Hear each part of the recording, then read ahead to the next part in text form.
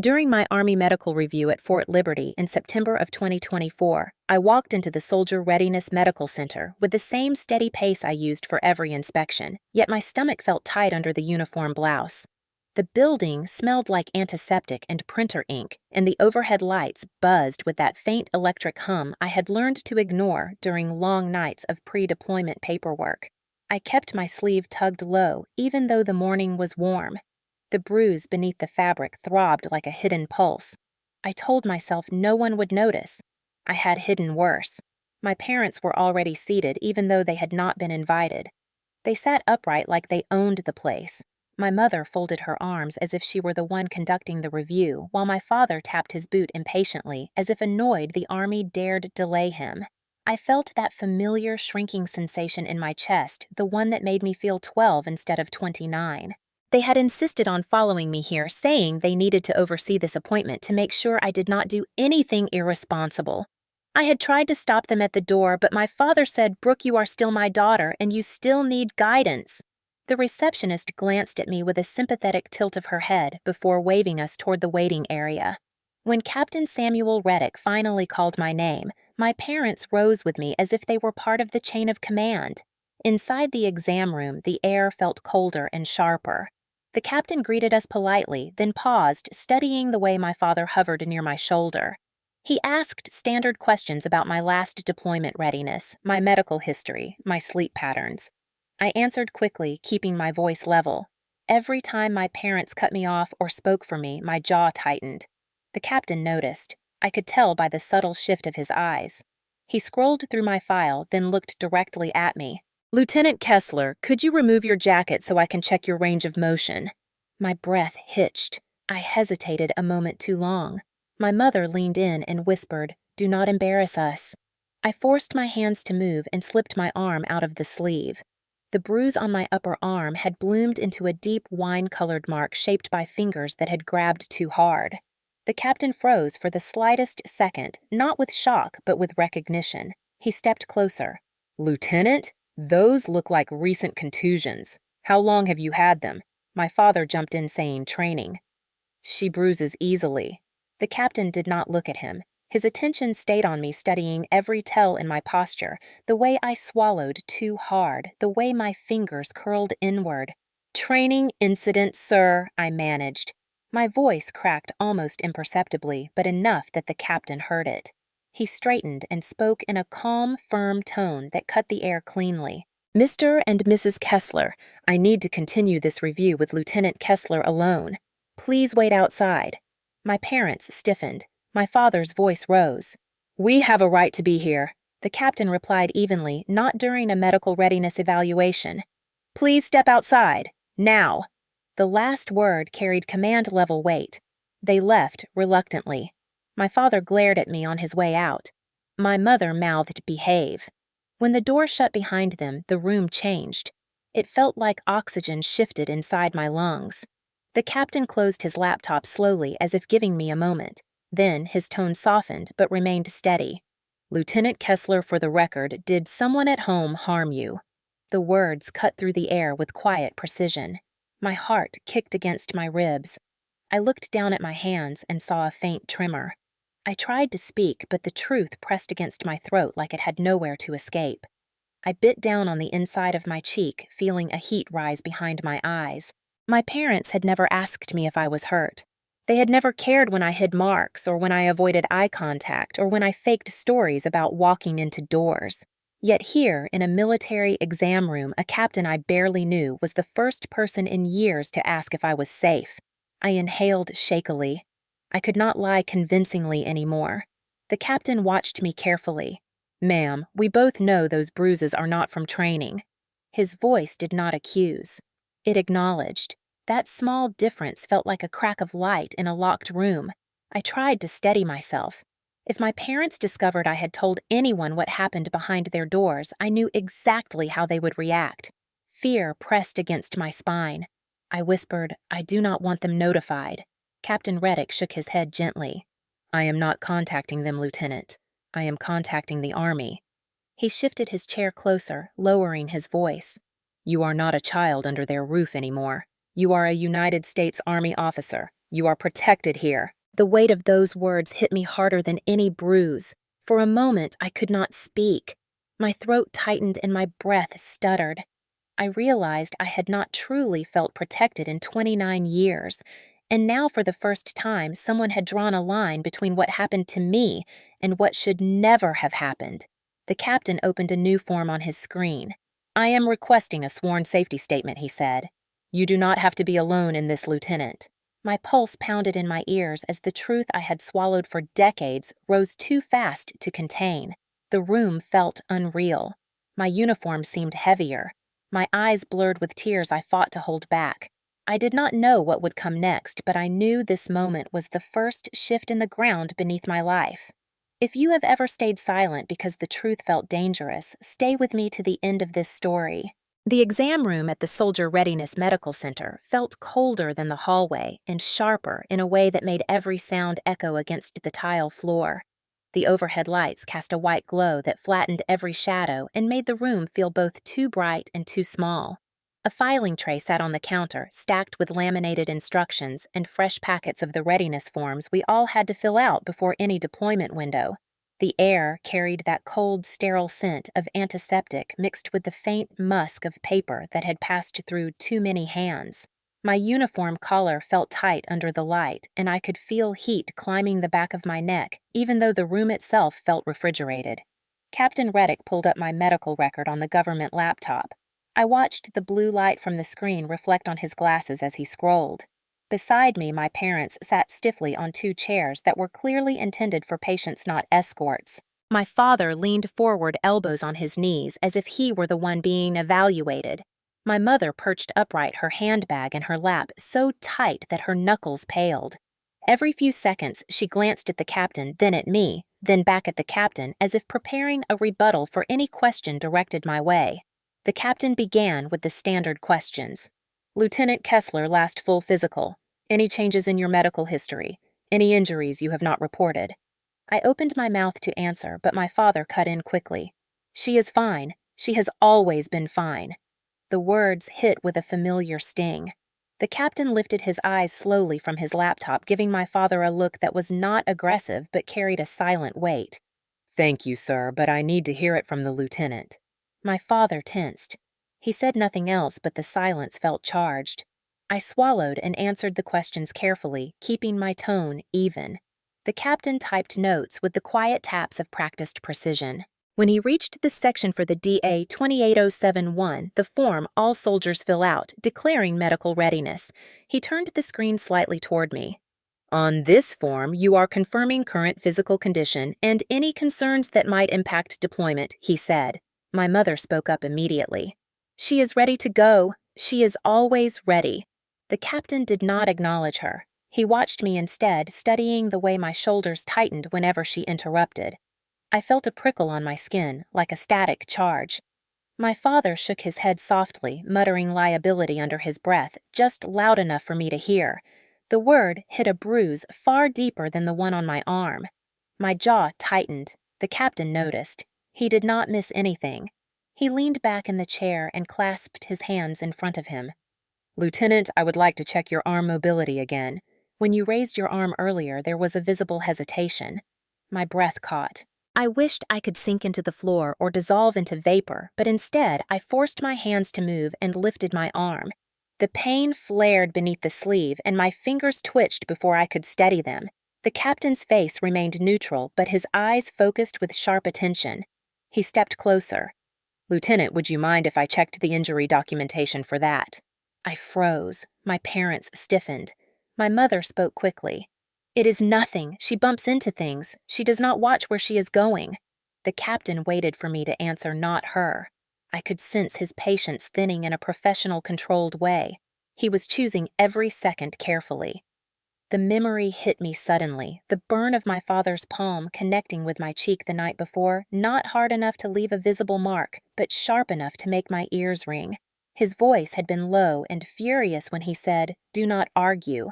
My eyes blinked rapidly at the thought, and the captain caught the micro-expression. He saw the flicker of something I could not hide. "Lieutenant," he said, "if there is an unreported injury, it is my responsibility to document it." I forced a breath, but my voice came out tight.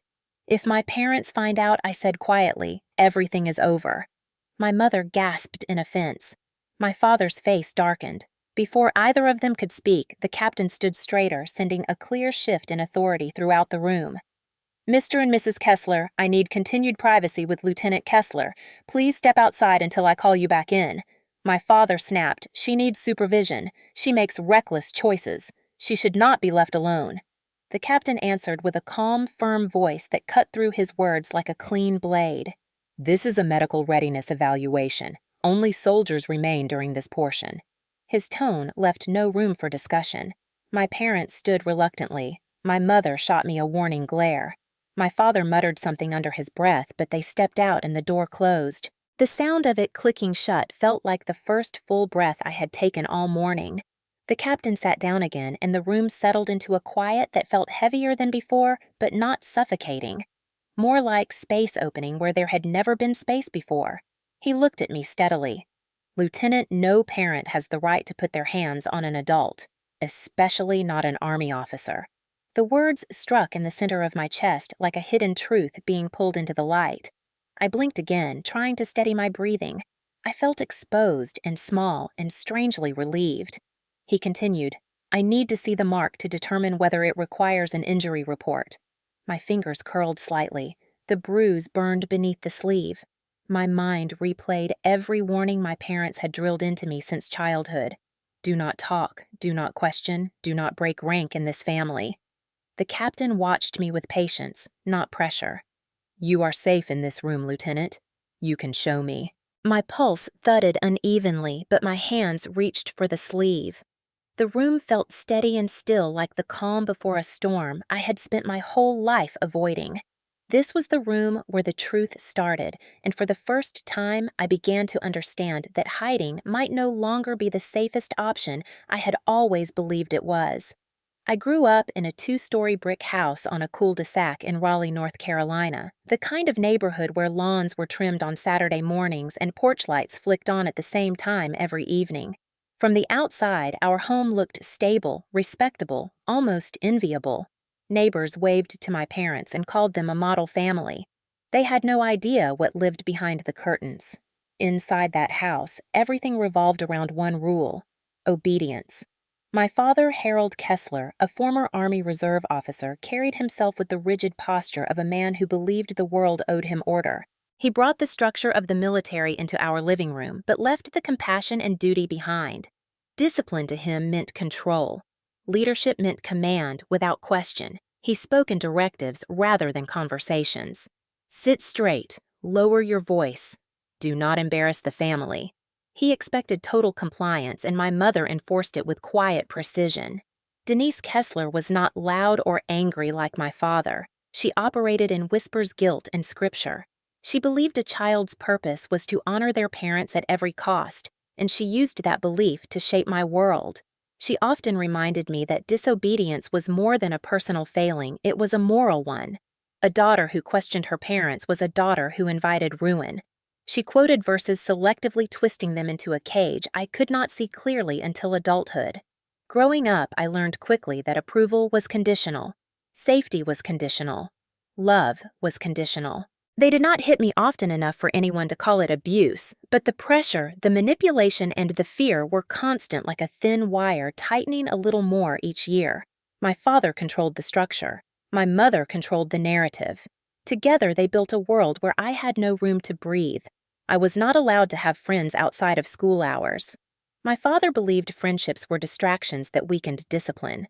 Whenever classmates invited me to a birthday party or a sleepover, my mother would smile politely and say, "Brooke has church commitments, maybe next time." Next time never came. By middle school, most kids stopped asking. My world shrank to the walls of my home, the pews of our church, and the inside of my father's truck during errands I was required to accompany him on. Dating was out of the question. When I turned 16 and mentioned a boy in my math class, my father's expression darkened in a way that froze me. He said politely, "Forget it," then changed the house rules for the rest of the year. No phone outside the kitchen, no laptop in my room, no after-school activities without a parent present.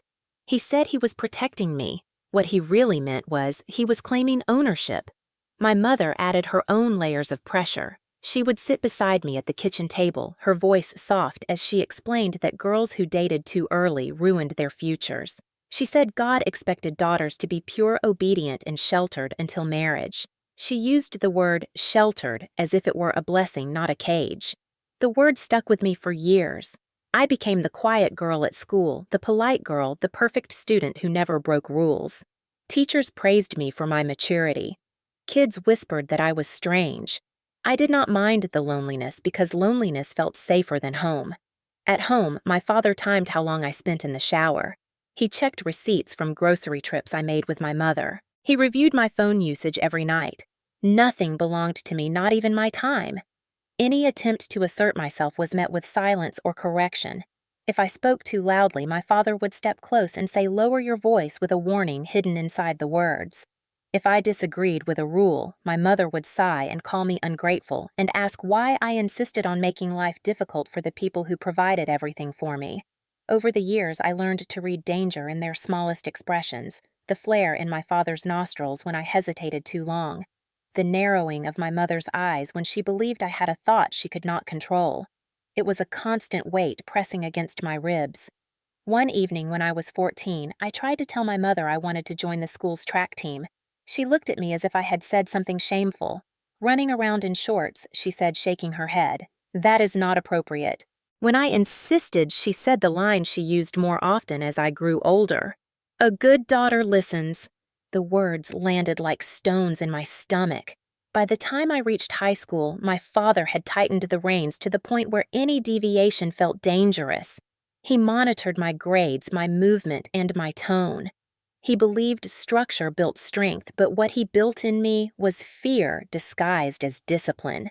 Looking back, it is clear that my parents did not see me as a person to raise. They saw me as an extension of themselves, a reflection that needed to stay polished, never cracked, never questioning, never human. I watched other families at church laughing together in the parking lot, joking comfortably, parents who corrected their children gently but without malice. For a long time, I believed something was wrong with me for wanting that kind of warmth. My father viewed independence as betrayal. My mother viewed it as sin. The combination left no path forward that did not end in conflict. So I stayed small. I stayed quiet. I stayed obedient because every time I tested the boundaries, the consequences reminded me why obedience was safer. At least it felt safer then. Years later, sitting in the exam room at Fort Liberty, with the echo of my father's muttered words still hanging in my ears, I realized how thoroughly they had shaped me. I had been raised not to speak, not to question, not to show pain. It had taken almost 3 decades to understand that silence was not strength. Silence was survival in a world built to keep me powerless. And for the first time in my life, standing there in uniform far from Raleigh, I felt the first tremor of something new rising under my fear. The beginning of defiance. The night of September 6th in 2024 still sits in my memory with the heavy clarity of something that never fully fades. I had driven to my parents' house in Raleigh after finishing a long administrative shift at Fort Liberty because my mother insisted she had found an old box of documents from my high school years that she claimed I needed for an upcoming verification form. She said the box held medical records and transcripts and things the Army might request before deployment. I had doubts, but I went anyway because refusing her always carried a consequence, and agreeing kept the peace just long enough to catch my breath. When I pulled into the driveway, the porch light was off, even though they knew I was coming. The windows were dark except for a faint glow in the living room. I sat in the car for a moment, gripping the wheel and trying to steady the unease crawling beneath my ribs. I told myself it would be a quick trip, in and out, less than 15 minutes. I knocked softly, then walked in as I always had. My father Harold stood near the entryway with his arms crossed as if he had been waiting. My mother hovered in the background pretending to straighten a stack of mail, though her eyes kept darting toward me. The air inside felt warm but stale the way it often did when tension built before anyone spoke it aloud. I asked where the box was. My mother pointed toward the hallway leading to the spare room. I moved to go get it, but my father stepped into my path with the slow, deliberate movement of someone who believed his presence alone should be enough to redirect me. He held out his hand. "Wallet." I blinked, uncomprehending. He repeated more firmly, "Your wallet." I frowned and asked why. His expression hardened immediately. "Because you clearly cannot manage your finances properly. You need oversight." I felt the old familiar drop in my stomach, the one that came whenever he prepared to tighten control. "Dad," I said quietly, "I manage my own money. I always have." His voice dropped into that deceptively calm tone he used before things turned bad. "A daughter should allow her parents to help.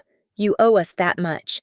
I shook my head and stepped to the side, trying to move past him, but he followed, blocking my way again. "Brooke, why do you insist on making everything difficult?" My mother spoke up gently from behind him. "Just let him keep your card for a few days. It is not a big deal." The phrase "not a big deal" was one she used often when something was very much a big deal. I straightened my shoulders. "I cannot give you my card, you know that. I have responsibilities, I have bills. I am deployed soon." My father's expression shifted into something colder. He stepped closer until the dim hall light caught the tension in his jaw. "That uniform has made you arrogant. You think you can talk to me like you are above your family." I forced my voice to stay level. "That is not what I said. I just need my own finances." He moved before I could react. His hand shot out, closing around my wrist, pulling me sharply toward him. Not hard enough to leave lasting damage, but firm enough to make my breath catch. He leaned in until I could feel the heat of his anger radiating from him. "You are not going to disrespect me in my own house." The grip tightened. Pain shot up my arm. I pulled back instinctively, but he stepped forward faster than I could retreat. His other hand came to my shoulder, pushing me back against the wall with a controlled force that came from years of knowing exactly how to apply pressure without leaving too many visible marks. The wall met my back with a dull thud, and I hit it awkwardly enough that it sent a sting down my side.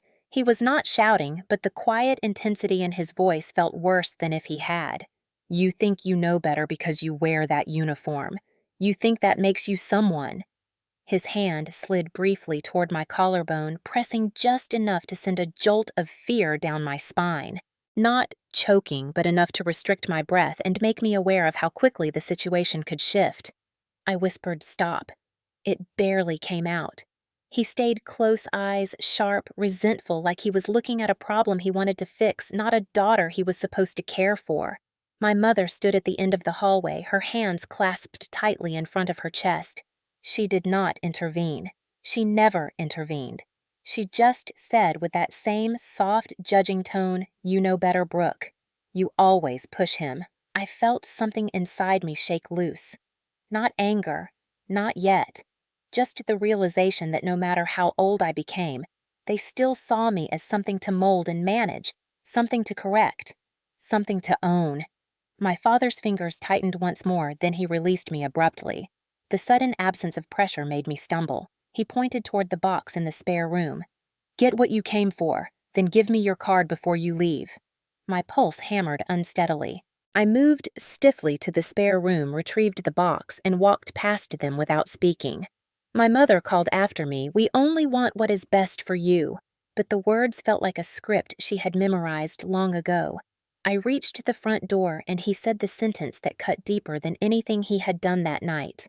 "You are the disappointment of this family."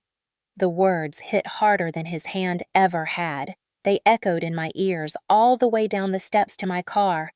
I unlocked the door with shaking hands, climbed in, and shut it with a soft thud that felt too small compared to the storm inside me. When I pulled away from the house, the porch light flicked on behind me, a symbolic gesture too late to be meaningful. I drove the 30 minutes back to Fort Liberty with cold air blasting from the vents trying to keep me awake. My wrist throbbed. My shoulder ached.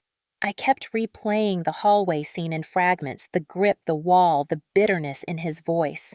Every rational part of me whispered that this was normal, that this had always been normal, that I was making a bigger deal out of it than necessary. But deeper down, something else whispered, "This is not normal. This is not right." I reached the gate at nearly 1 in the morning. The MP on duty checked my ID and waved me through. As I drove across the quiet installation, the safe familiarity of the base lights made something in my chest unclench just enough to breathe again. I pulled into the parking lot near my barracks, shut off the engine, and sat there in silence, letting the darkness settle. The bruise would bloom by morning. The truth would surface even sooner. The room felt heavier after my parents stepped out, as if the air itself shifted into something denser, more solid, more real. Captain Reddick sat back in his chair, his posture straight, yet calm, the kind of steadiness that made the walls feel less close. The laptop screen dimmed slightly before he tapped a key and reopened the medical readiness tabs. His eyes moved over the text, not with distraction, but with purpose. He was choosing his next words carefully. I stood there with my sleeve half raised, unsure whether to pull it down or finish revealing the bruise. My throat tightened again, and I wished I could swallow the fear as easily as I used to when I lived under my parents' roof. The captain did not pressure me. He simply waited. When he spoke, his voice was measured. "Lieutenant, I am going to explain something to you directly. Under Army policy, when an officer presents visible injuries that do not match their account, I am required to follow a specific protocol." He opened a bookmarked document. The header displayed in bold Army Regulation 608-18 Family Advocacy Program. I had seen the acronym before in general briefings, but never paid much attention to it. It always felt like one of those programs meant for someone else, someone in a different kind of crisis. Seeing it now with my bruise throbbing beneath my sleeve felt different. The captain turned the laptop slightly so I could see the regulation on the screen. He pointed at a section with the precision of someone who had done this many times. When there is reason to believe a soldier has experienced harm outside of military training or operations, he said, I am obligated to notify the appropriate channels. There is no discretion in this at my level. It is mandatory. My pulse quickened. Mandatory. The word landed like a weight in my stomach. I lowered my sleeve, hoping the fabric would shield me from what came next, but the bruise burned through as if it had its own heat. "Please," I whispered. "Please do not contact them." My voice cracked, and I hated how small it sounded. The captain lifted his eyes from the screen. "Them. You mean your parents?" I nodded. My hands trembled slightly, so I clasped them together in front of me, hoping he would not notice. "If they find out I told anyone, I do not know what will happen." Captain Reddick exhaled slowly, not impatiently, but with the deliberate calm of someone who needed me to hear every word clearly. "Lieutenant," he said carefully, "I am not contacting your parents. I am contacting the Army." The statement hung between us, and for a brief moment I did not understand it. Then it hit me like a slow, blooming realization. Reporting did not mean exposing me to them. Reporting meant the Army stepped in. Reporting meant someone else carried part of the weight I had been holding alone for years. The captain continued, "The chain of responsibility is internal. I will notify your company commander, submit the injury observation, and initiate the family advocacy screening. That is all. No civilian contact unless you request it." The knot in my chest loosened just enough for me to breathe. I stared at him, trying to process the idea that he was speaking about me, not a hypothetical soldier, not an example in a briefing. Me. He leaned forward slightly. "Lieutenant, you are a soldier under my review. Your safety is my responsibility. You are not obligated to protect the people who harmed you." The words hit with a quiet force. I felt the sting of tears forming, but I blinked them away. Years of training at home had taught me to bury every sign of emotion. My father always said crying was weakness, and my mother always said crying made them look bad. I stood stiff, trying to contain everything. Captain Reddick must have noticed because his voice softened as he asked, "May I see the injury so I can document it properly?" My breath hitched, but I raised my sleeve again. The bruise looked even worse under the bright lights of the exam room. A deep purple and red mark stretching along my upper arm, the shadow of fingers that had gripped too tightly. The captain did not react with shock or pity. He simply nodded as if acknowledging something that had been obvious the whole time. He typed into the medical report describing the mark in clinical neutral terms, then clicked into the DA form 4747, the injury documentation form required whenever suspicious injuries appeared. He began the checklist out loud for my confirmation. Location, cause, duration, on duty or off duty, training related or non-training related. Each question sliced closer to the truth. My answers were quiet but clear. Off-duty, non-training related, cause unknown. He paused at that last one, looking up at me. I did not know how to answer differently. Telling the full truth felt like unlocking a door I had spent my entire life holding shut. He did not push. He simply noted the response, then clicked save. After finishing the form, he closed the laptop with a quiet thud that seemed to signal a shift in the room. Then he stood. I half expected him to call my parents back in, but instead he walked to the counter, retrieved a brochure, and handed it to me. It was a family advocacy program information sheet.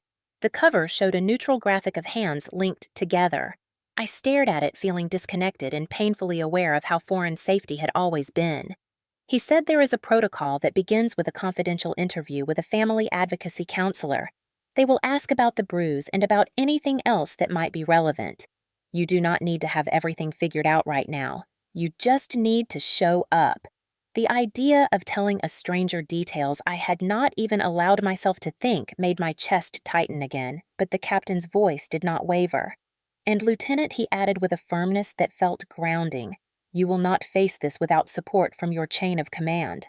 For the first time since walking into the room, I felt a thin line of reassurance take root. Not confidence, and not relief, but the faint beginning of trust. A trust I had never been able to build at home.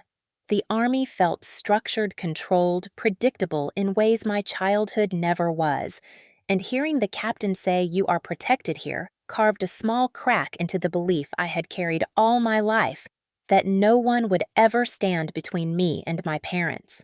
The captain typed a final note, then met my eyes again. I want you to understand something important. What happened to you did not happen because you failed. It happened because someone else crossed a line they had no right to cross. The sentence sank into me quietly, slowly, like something I needed but had never been allowed to hear. I breathed out, shaking a little, the release barely visible but powerful. In that moment, I realized I was no longer standing alone in a hallway fighting to keep myself upright. For the first time in 29 years, someone had positioned themselves between me and the people who claimed ownership over my life. And for the first time in my life, I believed them. The captain handed me the DA Form 2823 with the kind of care someone might use when placing a fragile object on a table. The form itself was plain, just black text on white paper with boxes for dates and signatures. Nothing about it looked heavy yet. The moment I touched it, my fingers trembled as if the weight of the past 29 years had been compressed into a single sheet. I took the pen he offered, but my hand shook so visibly I had to curl my fingers tighter around it just to keep it steady. Sitting in that stiff government chair beneath the unforgiving white lights, I felt exposed in a way that had nothing to do with the bruise on my arm. Captain Reddick moved quietly around the room, not hovering, not pushing. He opened a small cabinet and retrieved a plastic cup, filled it with water from the dispenser, and placed it gently on the table beside me. His voice stayed calm. "Lieutenant, take your time. You are not expected to finish this quickly." I nodded, though I could barely swallow. My eyes moved down the form-scanning words I had never thought I would need to see in connection with myself. Sworn statement. Describe in your own words. Full truth to the best of your recollection. My childhood flashed behind my eyes in pieces rather than memories. My father's commands, my mother's whispers, the constant tension in my chest, the fear of missteps, the expectation of silence. Even now, with a pen in my hand, the impulse to protect them surged up again, instinctive and ingrained. I had been raised to believe that speaking truth against my parents was betrayal, that obedience was the measure of love, that loyalty meant silence. The pen hovered above the page, motionless. My throat tightened. The captain noticed. He did not speak, but he shifted his chair just slightly, angling himself into my peripheral vision, so I would know I was not alone in this room. I forced myself to write the date. My handwriting came out uneven. I wrote my name, my rank, my unit. My breath began to hitch. Then the line that changed everything. Describe what happened. My hand froze again. I could hear my father's voice in my mind, sharp and cutting. You keep family matters in the family. You do not involve outsiders. You do not shame this household. The belief that I would destroy everything by telling the truth wrapped around my ribs like wire. For several seconds, I could not move. I felt heat build behind my eyes as the conflict tore inside me like a tug of war I had been losing my entire life. The captain leaned forward slightly. "Lieutenant, you are safe." There was something steady in his tone, something patient and certain. It cracked something in me. The first word felt like ripping cloth. The second felt like my lungs collapsing inward. The third felt like stepping onto ground I had never trusted to hold my weight. I wrote slowly, each sentence shaking the way my hands did. I wrote about the driveway that night, the hallway, the grip on my wrist, the push against the wall. I left out the details that felt too raw to touch yet, but I wrote enough that the shape of the truth became undeniable on the page. Tears blurred the ink, making my writing wobble. I tried to blink them back, but the more I fought them, the more they rose. I had never cried in uniform. I had never cried in front of an officer. The humiliation hit me hard. I pressed the back of my hand against my eyes, trying to hold myself together, but the dam broke anyway. The first quiet sob slipped out before I could stop it. My shoulders trembled, and I clenched the pen so tightly it left an imprint in my palm. "I am sorry, sir," I choked out. "I do not usually." The captain cut me off gently. "Do not apologize, ever." His voice felt like a steady anchor in a stormy sea. He placed another box of tissues within reach without comment and looked away, giving me the space to let the emotion pass without feeling watched. It took several minutes before I could breathe steadily again. The tears surprised me. I had not cried in years, not even during difficult moments in training or deployment. I had taught myself to swallow every tear until it dissolved. But here, in a medical exam room on a base that had become more home than Raleigh ever had, I cried as if finally releasing a lifetime of swallowed fear. When I finally looked up, the captain was still there, still calm, still present. He did not look impatient or uncomfortable. He simply waited for me to be ready again. I took another breath steadier this time and continued writing. I described the way my father blocked the hallway, the pressure of his hand, the look in my mother's eyes when she did nothing, the words he spoke that cut deeper than anything physical. When I reached the part where I drove back to Fort Liberty in silence with my wrist throbbing against the steering wheel, my hand stilled once more. I felt drained but lighter, as if each sentence on the paper siphoned off a small portion of the burden I had carried alone for so long. When I finished, I placed the pen down with shaking fingers. The captain reached for the form but paused. "May I read it now, or would you prefer a moment?" I managed a small nod. He read silently. His expression did not change, but something in his posture sharpened. A quiet anger on my behalf, a protective resolve. He looked up. "This is enough for the initial report. You did well, Lieutenant. Better than you think." I swallowed, unsure how to respond. The captain closed the folder and stood. "You will meet with family advocacy next. They will help you document this formally. You have done the hardest part already." The truth was written, out of my hands, out of the shadows, set into motion in a way that could not be undone. I felt exposed but strangely relieved, like breathing fresh air after years in a sealed room. As I stood to leave, the captain added one last sentence, quiet but firm. "What you just did takes more strength than any training exercise. If you have ever had to write a truth, you were terrified of finally saying, 'Stay with me for what comes next.'" Captain Reddick finished reviewing my statement, then closed the folder with a quiet finality that made the room feel smaller. The fluorescent light hummed overhead, and the air conditioner rattled softly in the vent as he stood from his chair with the kind of posture that signaled a shift from medical evaluation to official action. "Lieutenant, I am notifying your chain of command," he said. His tone carried both duty and something more subtle, something protective. My pulse spiked, and I felt the familiar tightening in my chest. Years of conditioning made me instinctively brace for the worst. At-home disclosure meant punishment. In the Army, I did not yet know what it meant. The captain opened his laptop and began typing. He was efficient, but not rushed, entering codes attaching the initial documentation, marking the situation as priority under the Family Advocacy Program guidelines. I watched his hands move across the keyboard and felt the strange sensation that everything in my life was shifting one keystroke at a time. After a few minutes, he said, "We are going to your company office. Captain Chin needs to know immediately." The sound of her name sent a tremor through me. Captain Lily Chin was known for being disciplined, exacting, and deeply committed to the welfare of her unit. She ran our company with a balance of firmness and fairness that earned both respect and a quiet kind of loyalty. Still, the thought of her reading what I had written made my stomach twist. We walked through the hallway past rows of medical rooms, past soldiers waiting for dental checks, vaccine updates, vision tests. Everything looked normal to them, but all I could feel was the pounding of my heartbeat, as if the base itself had begun to tilt beneath my feet. The morning sun blasted through the large windows at the end of the hall, and for a brief moment its warmth felt foreign on my skin. When we reached the company building, Captain Reddick opened the office door and gestured for me to enter first. Inside, Captain Chin stood behind her desk, reviewing a training schedule. She looked up immediately, and her brows narrowed slightly with concern. "Reddick, we need to talk." Her attention flicked to me, then back to him. Something in her expression sharpened.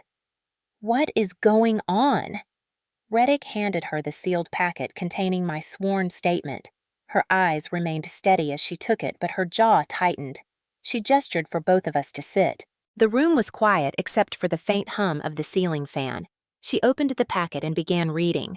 The silence stretched long enough that I felt every second press against my nerves. When she finally looked up, her voice carried a mix of disbelief and anger, but the anger was not directed at me. "You have been serving with this pain for years." Her words were not a question. They were a realization. I swallowed hard. I was not sure how to respond. Years of silence had become my second skin. She leaned forward, elbows on the desk, hands clasped. "Lieutenant Kessler, why did you not say anything?" My throat tightened and I looked down. I did not think anyone would believe me. Chin exhaled slowly and set the papers aside. Her tone shifted to command mode. "This is now a formal matter. As your company commander, it is my duty to ensure your safety and initiate the required notifications." She tapped a few keys on her computer, sending an official alert to the battalion chain of command. As she worked, she narrated in a steady, calm tone. "Notification to battalion commander. Notification to FAP intake. Notification to behavioral health screening. Temporary housing reassignment. Escort restriction for unauthorized family members." Her words moved with the precision of procedure, yet carried the weight of someone who cared deeply about doing things right. When she finished typing, she looked at me again. "For your safety, we are moving you into temporary lodging on post effective immediately. You will not return to the barracks tonight. You will not leave post unless accompanied by a designated officer." Her tone softened, but the directive remained firm. "And your parents are not allowed anywhere on this installation without prior clearance." I felt a breath escape me in a shaky exhale, as if a tightrope inside my chest loosened. The idea of physical distance between us felt unreal. My entire life they had been unavoidable, inescapable, unavoidable shadows following me into adulthood. Now they were being kept away not by pleading or compromise, but by authority, by structure, by the army. Chin turned to Reddick. "Captain, accompany her to pick up essential items, then escort her to the safe room in the temporary lodging facility. Make sure the MP desk receives her information for restricted access." Reddick nodded. "Already planned." The coordination between them was seamless, almost comforting. Two officers from different branches of responsibility uniting in the common goal of protecting a soldier who had never once been protected at home. Chin stepped around her desk and placed a hand lightly on my shoulder, the gesture rare and unexpected from someone as formal as she was. "Lieutenant, you are not in trouble. You did nothing wrong. You did everything right by coming forward." I looked up and met her eyes. They were steady, resolute, and unexpectedly kind. She added softly, "What happened to you is not your fault. It never was." The words hit something deep, something raw, something I had spent years burying beneath obedience and fear. For the first time in 29 years, someone in authority had said out loud that the fault did not belong to me. Reddick stood and gestured toward the door, ready to guide me through the next steps. As we walked out, I felt a strange mix of exhaustion and relief. like stepping from a burning room into clean, cold air. I still did not know what would come next, but I knew one thing clearly. For the first time in my life, I had a chain of command that stood between me and the people who claimed ownership of me. And for the first time in my life, I was not facing the storm alone. The moment Captain Reddick and I stepped out of the company office, my phone buzzed in my pocket. I ignored it at first, assuming it was a routine notification or a reminder from the base app, but then it buzzed again and again. By the time we reached the end of the hallway, the vibration became constant, an unbroken hum that made the fabric of my pocket tremble. My stomach tightened. I knew exactly who it was before I even pulled the phone out. My parents had a way of sensing when control began slipping from their hands, as if fear sent out a signal they could hear from miles away. When I finally looked at the screen, the sight made my breath catch. 37 missed calls, all from my father's number. The first wave of messages came in rapid succession, each one hitting like a stone thrown at a window. "Brooke, where are you? Pick up the phone. We need to talk." Then the tone shifted the way it always did once my father decided patience was no longer convenient. "Answer me right now. This is unacceptable. You are causing problems in this family." My hand trembled around the phone. I could feel my pulse beating through my fingertips. The more I scrolled, the worse the messages became. "You are lying about us. You are boignaw this family. You have no right." Then the one that made my chest seize. "Tao seiden duen tri kale me ve." The words cut through any fragile calm I had built. He was threatening to show up at Fort Liberty. He had threatened it before, but this time felt different. This time he sounded angry, frantic cornered. A dangerous combination in any toxic parent. My throat tightened and panic rose like a fast floodwater. My father had never respected boundaries. Not emotional ones, not physical ones, not legal ones. The idea of him marching onto the installation, pounding on the gate, demanding access, made my whole body tense. I felt myself stopping in the middle of the walkway, staring at the screen as though the messages were a trapdoor opening beneath me. Captain Reddick paused and turned back toward me. "Lieutenant." His voice grounded me enough to breathe. I swallowed hard and handed him my phone. He read the messages silently, his expression sharpening with each line. When he handed the phone back, his tone shifted into the strict, measured cadence I had heard only from experienced officers handling volatile situations. "We are going straight to Captain Chen, now." We retraced our steps quickly, and when we stepped inside the company office again, Captain Chen was still there reviewing her emails. She looked up, noticing the tension in the air immediately. "Report!" Reddick handed her the phone. She read the messages without a word, her expression darkening with every swipe of her finger. When she finished, she lowered the phone slowly, deliberately, the way someone handles something dangerous. "Lieutenant Kessler," she said, "you are not to respond to any of these." I nodded weakly. Her voice sharpened. "And under no circumstances will you meet with them or leave the installation to see them. Do you understand?" Another nod. It felt like the only action I was capable of. But inside, panic still pressed tightly against my ribs. What if he tries to come here? What if he forces his way in? He has done things like this before. Captain Chen stepped closer, her tone leaving no room for doubt. "If they step on post without clearance, they will be arrested." The firmness of her words hit me like a sudden gust of air. Arrested. My father, my mother, people who had lived their entire lives with absolute control. People who believed consequences existed for others, not for them. The idea felt surreal, as if I were imagining a world governed by rules that for once protected me instead of them. I whispered, "They will not handle that well." Chen's expression softened in a way few people ever saw from her. "Lieutenant, you are not responsible for their reactions. You are only responsible for your safety." The captain guided me into a chair as she picked up her desk phone and called the military police station on post. Her voice was clear and direct. "This is Captain Lily Chen of Alpha Company. I need to place an alert for possible unauthorized attempt to access the installation. Civilian names, Harold and Denise Kessler. Relationship to Soldier Lieutenant Brooke Kessler. Potential for disturbance. Request immediate watch list entry." She listened, nodded once, then added, Yes, this is a command directive. Use caution if they arrive. When she hung up, she turned back to me with that same steady expression. MPs are now aware. If your parents show up at the access control point, they will be stopped. They will not enter this installation without my signature, and they will not receive it. My breath unspooled slowly, shakily, like someone loosening a binding that had been wrapped around me for years. I did not know relief could hurt, but the sensation came sharp and sudden, almost painful in its release. Reddick placed a new phone on the table, an old government-issued model that looked barely used. This will be your temporary contact phone. Only your chain of command will have the number. Your personal phone stays powered off until we say otherwise. I nodded again, gripping the edges of the chair as if it were the only thing keeping me anchored. Captain Chin sat across from me, her voice shifting gently, though her posture remained authoritative. Lieutenant, your father's behavior is not normal. It is not protective. It is not loving. It is control, and control is not allowed to follow you into the United States Army. My eyes burned, the pressure building behind them. I blinked hard, refusing to let tears fall in the middle of the company office, but the emotion still stung sharply.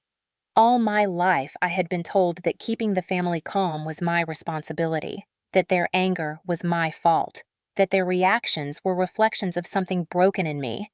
Hearing an officer state plainly that none of that was true felt like someone slipping a key into a lock I had never dared touch. Reddick gathered the paperwork for my temporary lodging transfer, while Chin texted the battalion commander with updates. Everything happened quickly, efficiently, exactly the opposite of the chaotic world I had grown up in. For the first time, someone was preparing for my safety, not preparing to punish me. As we stepped back outside, heading toward the vehicle that would take me to the safe lodging area, my phone finally stopped buzzing. Not because they had calmed down, but because I had turned it off for the first time in my life. The silence that followed was louder than any shout I had ever heard. The temporary lodging facility assigned to me was quiet, tucked behind a row of administrative buildings near the edge of Fort Liberty. The room was small but clean, with a narrow bed, a small desk, and a single window facing a row of pine trees. It felt sterile and familiar, and yet safer than any bedroom I had ever slept in under my parents' roof. A military police patrol car idled outside for the first hour after I arrived, a silent reassurance that my father's threats carried no power here. The next morning, Captain Reddick arrived to escort me to the Family Advocacy Program office. FAP was located inside a low brick building near the Behavioral Health Wing, quiet, unmarked, deliberately discreet. He walked beside me without speaking, and I was grateful for the silence. My thoughts felt tangled raw, replaying the missed calls, the messages, the panic, the hollow relief. Inside the FAP office, the air was warm and smelled faintly of coffee. The walls were painted a soft beige rather than the harsh white of medical rooms, and the lighting felt less clinical. A woman in her late 40s with kind eyes and a calm presence greeted us. She introduced herself as Counselor Andrea Morales, a licensed clinical social worker assigned to handle cases like mine. "Lieutenant Kessler," she said gently, "come in and make yourself comfortable." Those words made my throat tighten again. I was not used to being spoken to gently, not without something expected in return. We entered her office and I sat in the chair opposite her desk, gripping my hands together to keep them from shaking. She closed the door, sat down, and opened a thin file with my name on it. "I see you completed a sworn statement yesterday," she said. I nodded. She studied me for a moment, not with suspicion, but with the kind of measured observation that came from years of working with trauma. "Today, we will begin your intake interview for the Family Advocacy Program. This conversation is confidential within the boundaries of military reporting. You may stop at any time." Her voice was gentle yet steady. I had expected formal interrogation, something rigid like a board review or disciplinary hearing. Instead, the room felt almost too safe, like my defenses were suddenly without purpose. "When you are ready," she said, "tell me what happened leading up to your medical review." My mouth felt dry, but I tried to speak. I described the bruise the night in Raleigh, the grip of my father's hand, the shove against the wall. I expected her to flinch or look shocked, but she only nodded, taking notes in a slow, steady rhythm. When I finished, she paused and looked at me with quiet seriousness. "Brooke," she said, using my first name, with a softness that almost startled me. I am going to ask you a series of questions. Some may be difficult. Answer only what you are comfortable sharing.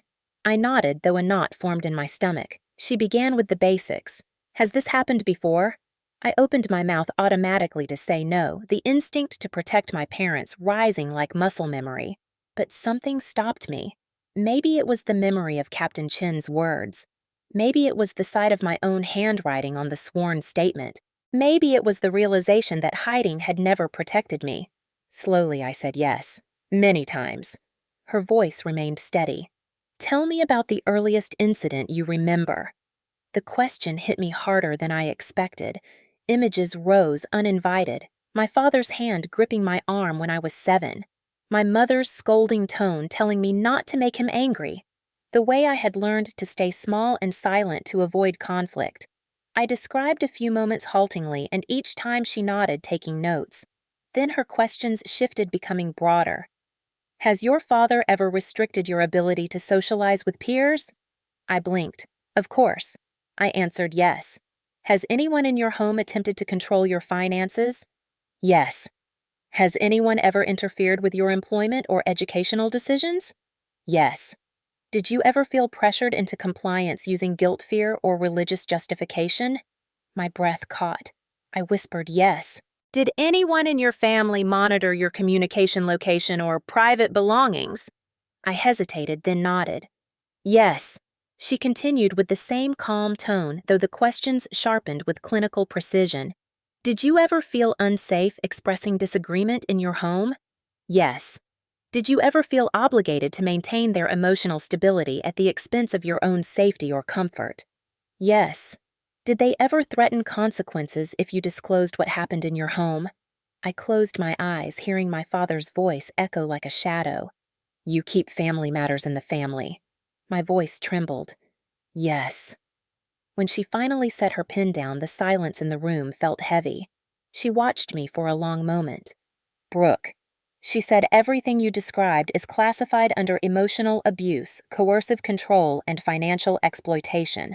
The terms sounded clinical, almost detached, but my body reacted as if she had spoken something explosive. Emotional abuse, coercive control, financial exploitation. Words with definitions. Words that meant what I lived was not normal, not discipline, not culture, not upbringing, abuse. The word dropped into my chest like a weight and a release at the same time. I swallowed hard. For 29 years, I had told myself my parents were strict, protective, invested, demanding, but never abusive. That word had always been reserved for other households, other stories, other people. I did not know I was shaking until the counselor slid a box of tissues across the table. My voice cracked. I did not know it was abuse. She shook her head gently. That is the nature of long-term control. It becomes your normal. It becomes the air you breathe. She continued, her tone steady but warm. You were a child raised in an environment where fear was disguised as discipline and obedience was enforced through guilt. You learned to minimize your pain to survive. That is not weakness. That is adaptation. I felt something inside me shift, as if a heavy ceiling I had lived under my entire life suddenly lifted a few inches. She reached for another form and handed it to me.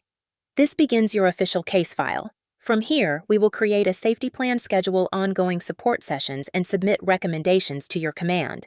You are not alone in this process. The phrase echoed in my mind with a quiet, unfamiliar power. Not alone.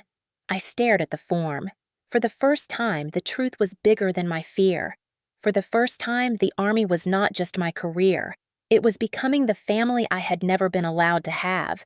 I was 18 the first time I realized obedience had a price, one so steep it could swallow an entire life if you let it. By then, I had lived nearly 2 decades under my parents' roof, their rules pressed into me so deeply that my first instinct was always compliance. Keep your voice down. Do not challenge your father. A good daughter obeys. A good daughter sacrifices. A good daughter does not leave. I believed those phrases for most of my childhood because belief was easier than punishment. But the summer before my 18th birthday, Something inside me shifted not all at once, but slowly, like a thread finally snapping after being pulled too tight for too long. It started on a humid July afternoon in Raleigh. I was working a part-time job at a hardware store, the only place my father deemed appropriate because it was close to home, and mostly staffed by adults who could watch me. I earned minimum wage, which he monitored, tracked, and held for safekeeping in an account I was never allowed to access. That day, a soldier in uniform walked in to buy paint. He was maybe 22, friendly in the casual, confident way that came naturally to people who had lived beyond the borders of their childhood homes. He asked me if I planned on going to college. I shrugged and said I was not sure I had a choice. My father had a list of acceptable paths for me, none of them involved independence. The soldier smiled and said, "You know, the Army pays for college." Something in his tone was light casual, but the words hit me like a door cracking open. After he left, I found myself staring at the spot where he had stood. The Army pays for college. The Army moves you out of your town. The Army gives you your own life. That night, I searched for the nearest recruiting office on the family computer, erasing my browser history afterward like I had committed a crime. The next morning, while my parents thought I was at work, I drove to the strip mall near the highway where the Army Recruiting Center was wedged between a nail salon and a pawn shop. The moment I stepped inside, the air smelled like old carpet printer toner and possibility.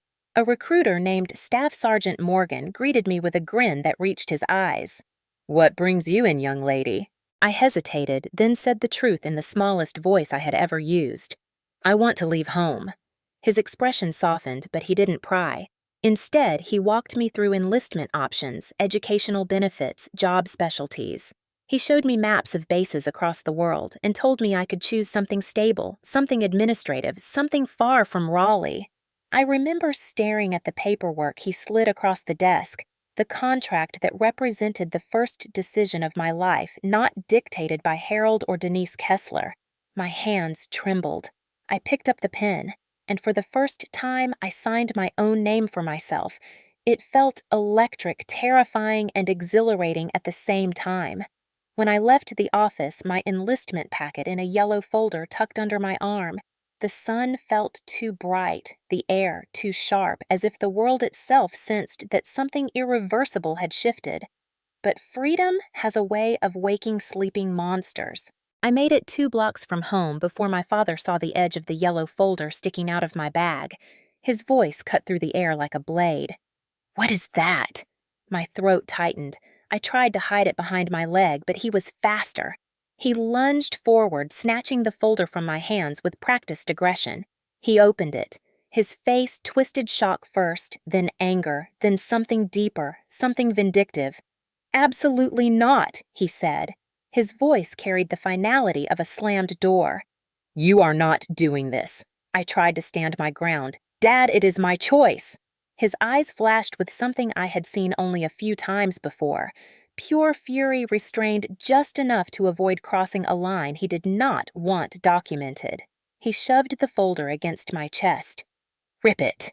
My stomach dropped. "No. Rip it now." His voice grew quiet, dangerous, the way it always did when he wanted obedience more than understanding. "If you walk into that recruiter's office again, do not bother coming home." My hands shook as I held the folder. My mother stood behind him, her face tight with fear, but not for me. For him. She whispered, "Brooke, listen to your father. A good daughter obeys." The room seemed to tilt beneath my feet.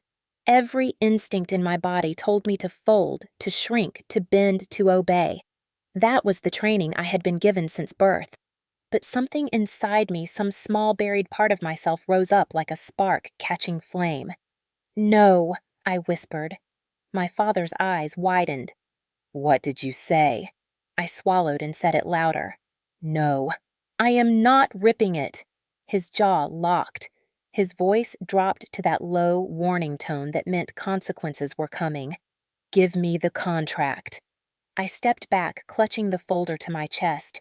For a moment, the 3 of us froze in the hallway, me trembling. My mother with her hands clasped tight. My father coiled like a storm that refused to break. Finally, he said, "If you walk out that door, do not come back." The threat was meant to break me. Instead, it freed me. I turned, walked to my room, grabbed my backpack, and stuffed the enlistment papers deep inside. My father's voice thundered from behind me, but I did not look back. I walked out of the house, barefoot shoes in my hand, heart pounding so hard it felt like it might break through my ribs. I had no plan, no money, no safety net. But I had the contract. I had my choice. I ran to my car, started the engine with shaking hands, and drove. That night, I slept in the parking lot of the recruiting office, curled up in the back seat, with nothing but my backpack and the echo of my father's final words. "You are no daughter of mine." I repeated my own words quietly into the dark, clinging to them like lifelines. No, I choose my life. I choose my future. I choose myself. And at 18, running from everything I had ever known, I chose the United States Army because it was the only doorway I had ever found that led away from obedience and toward freedom. 2 days after the family advocacy intake, Fort Liberty felt different. The air seemed sharper, the roads quieter, and every sound near the temporary lodging made me tense just a fraction too much. I tried to tell myself I was safe, that the chain of command had taken control, that military police were aware of the situation. But fear has a long memory. It remembers footsteps in hallways, slammed doors, lowered voices, the edge of a threat wrapped in parental authority. By late afternoon, I had begun to settle into a fragile rhythm. Eat, breathe, wait for instructions, meet with FAP, keep my temporary phone close. Until everything shattered in a single moment. I was leaving the FAP building after a follow-up meeting when my temporary phone buzzed a short, urgent message from Captain Chen. "Stay inside, MPs en route. Unauthorized attempt at access control point 1. My heart kicked hard against my ribs. I didn't need the names. I already knew. For a second, the world around me thinned, sounds distant, breath shallow. My parents were actually here. Not metaphorically, not threatening, not texting. Here, at the gate of Fort Liberty, a place governed by federal law, military jurisdiction, and strict access protocols. A place they had no business being. A place they thought they could walk into simply because they always had. I stood frozen inside the hallway until I heard boots approaching, quick, purposeful. 2 MPs stepped in through the doorway. One of them nodded at me. "Lieutenant Kessler, you're secured here. We have eyes on them. Nothing will happen to you." His voice was steady, but I could feel adrenaline radiating off him. They guided me to a small office in the interior of the building, closing the blinds and positioning themselves near the door. The female MP glanced at her radio. "They're escalating at the gate!" Escalating. The word made my pulse spike. I could see the scene in my head, the access control point, the tall concrete barriers, the large overhang with floodlights, the neat row of guard booths with armed MPs standing alert. And my father, furious, entitled, accustomed to dominance, colliding with a system he couldn't intimidate. The male MP tapped his radio. "Copy. I'll monitor from here. Brooke, stay seated. You're safe." Every word was meant to reassure me, but my hands began trembling anyway. I wasn't afraid of physical harm. I was afraid of the inevitable explosion, the rage my father had always saved for private spaces now hitting a wall he couldn't move. 40 minutes later, Captain Chen arrived in person. Her boots echoed down the hallway before she appeared in the doorway, expression razor sharp. She shut the door behind her and said it plainly. "Your parents attempted to force their way onto post." My breath stopped. Forced. The term meant escalation. The term meant my father wasn't simply trying to talk. He was trying to dominate the situation the only way he knew, through pressure, intimidation, entitlement.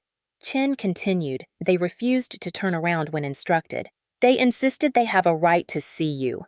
My stomach flipped. I could picture him, chest-puffed face, red, voice rising, and my mother beside him, equally forceful in her quiet, manipulative way. "Do you want details, Lieutenant?" I hesitated. Part of me didn't, but I nodded. Chen exhaled slowly. "MP report says your father stepped up to the gate guard and shouted, 'That's my daughter. Let me in right now.'" I swallowed. Hard. She continued in a steady, clipped tone, as if reading directly from the log. He claimed you were being held against your will, claimed they had legal authority over you, claimed they had the right to retrieve you. My insides nodded. It was the same script he had used my entire childhood. You belong to us. You don't get to leave. You don't get to choose. Only this time, he had picked the wrong battlefield. Chen's eyes sharpened. The MP responded exactly as trained. She is a United States Army officer. You have no authority here. The words hit me like a shock wave.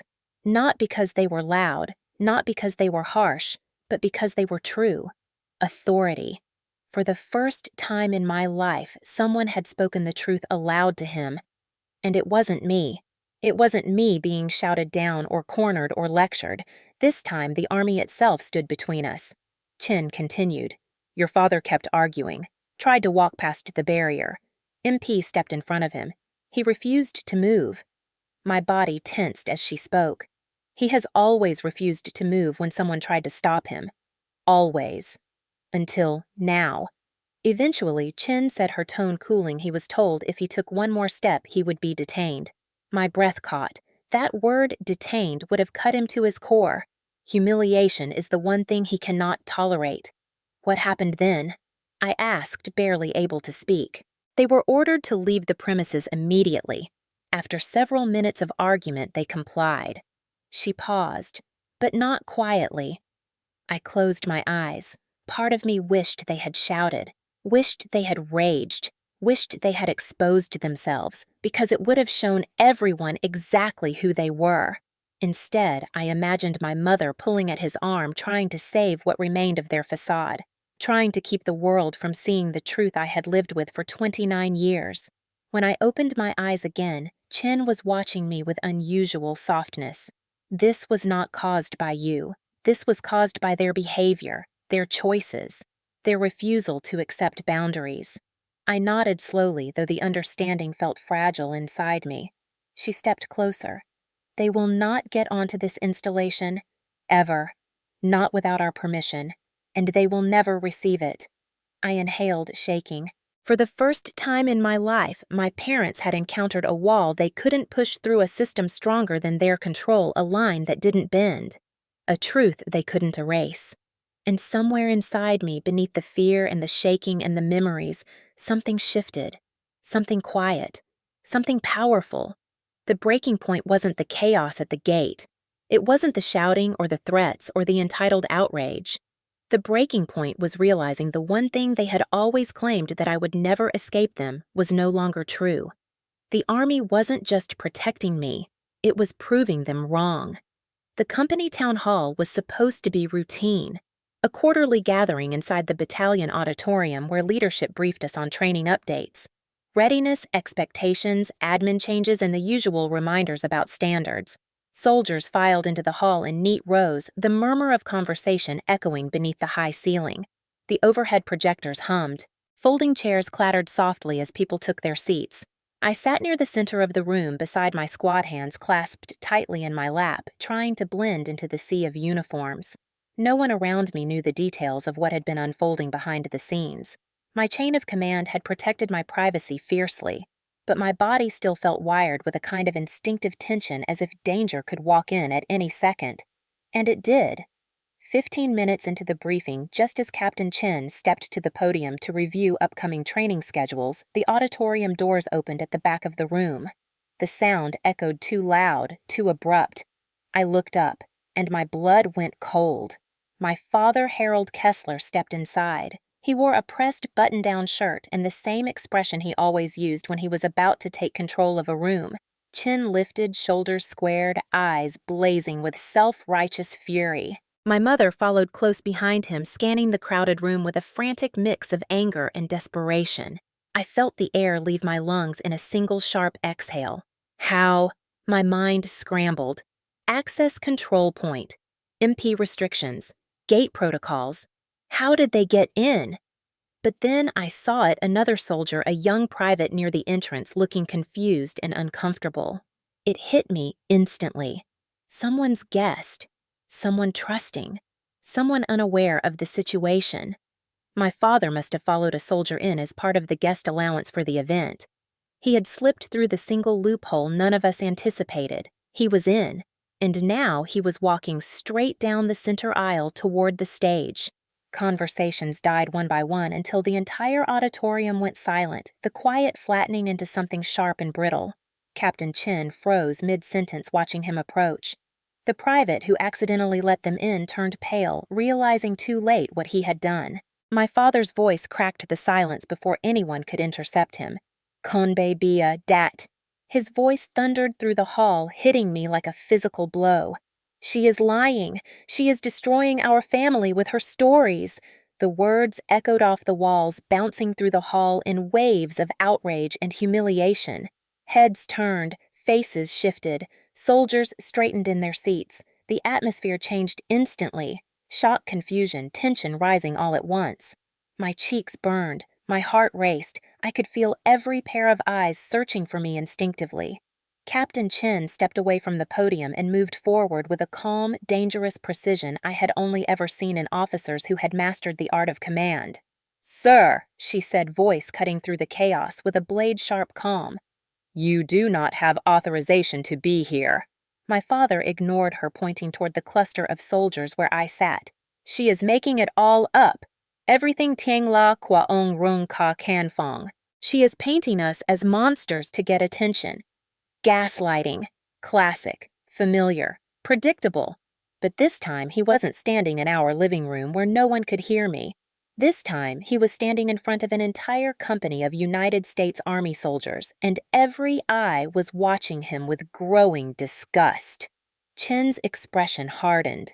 "Mr. Kessler, you need to leave now." My father whirled on her. "I will not leave until everyone here knows she is a liar."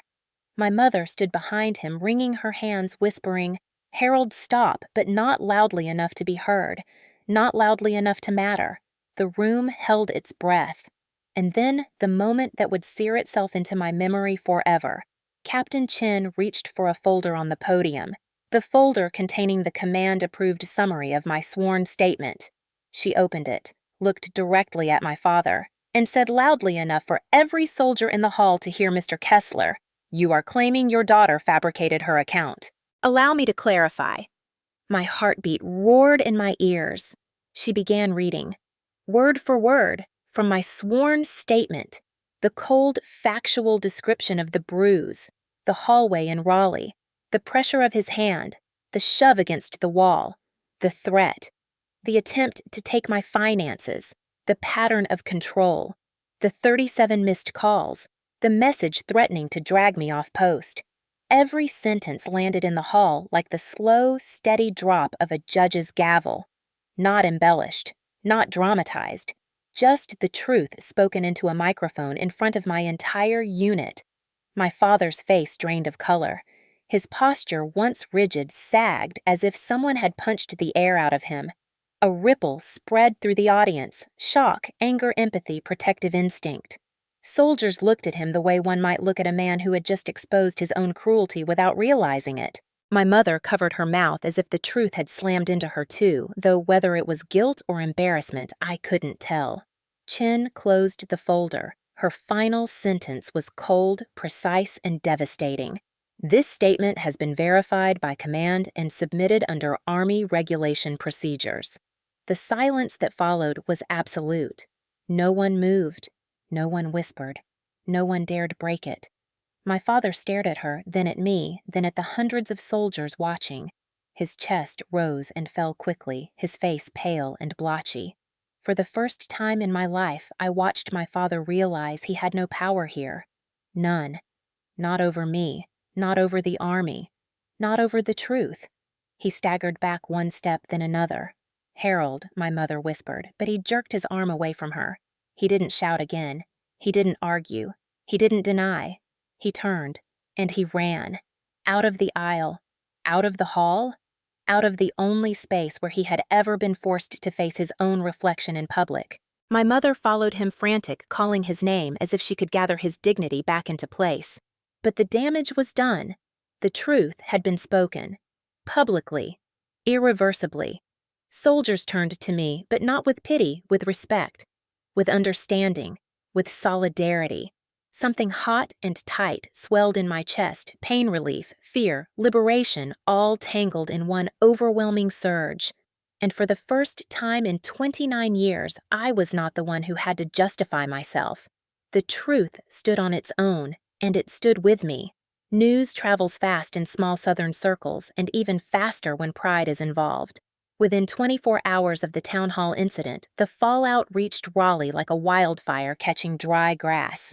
My parents had always cultivated a pristine image, upright, respectable, God-fearing pillars of the neighborhood. The Kesslers with the perfect lawn and the perfect holiday decorations and the perfect story about raising a perfectly disciplined daughter. Now that image was cracked wide open, and they couldn't control who saw through it. It started with the neighbors.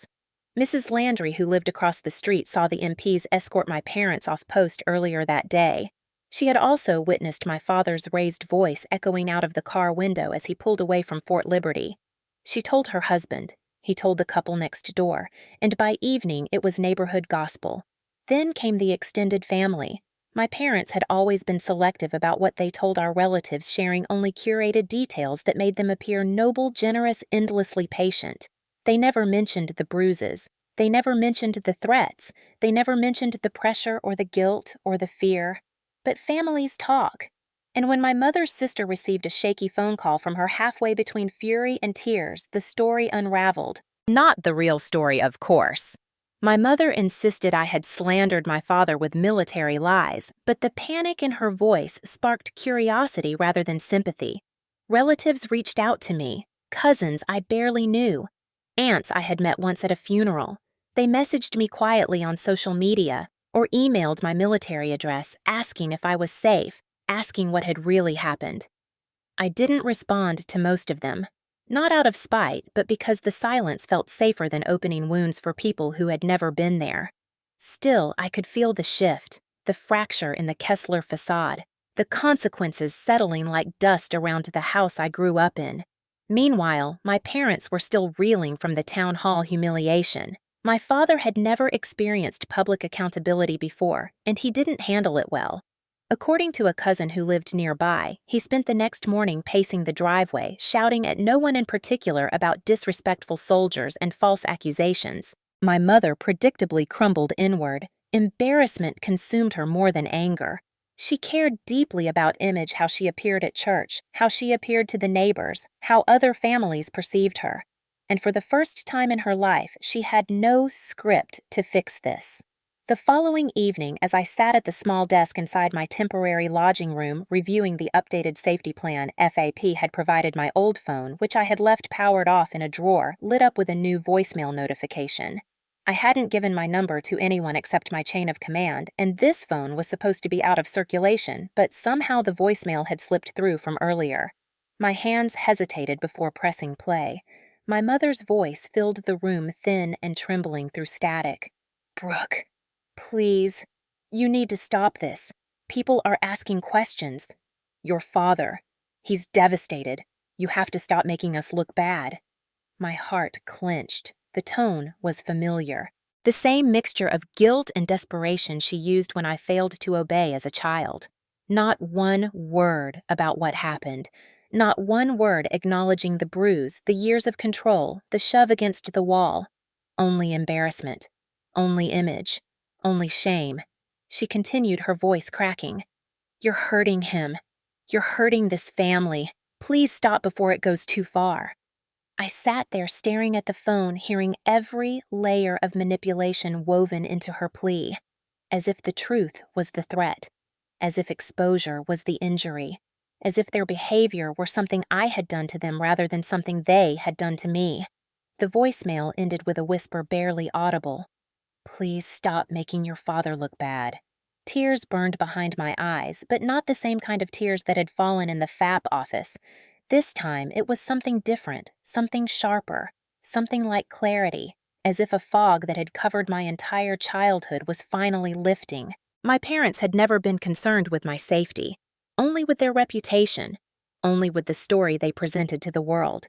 And now that story was slipping from their grasp, leaving them exposed in the light of truth.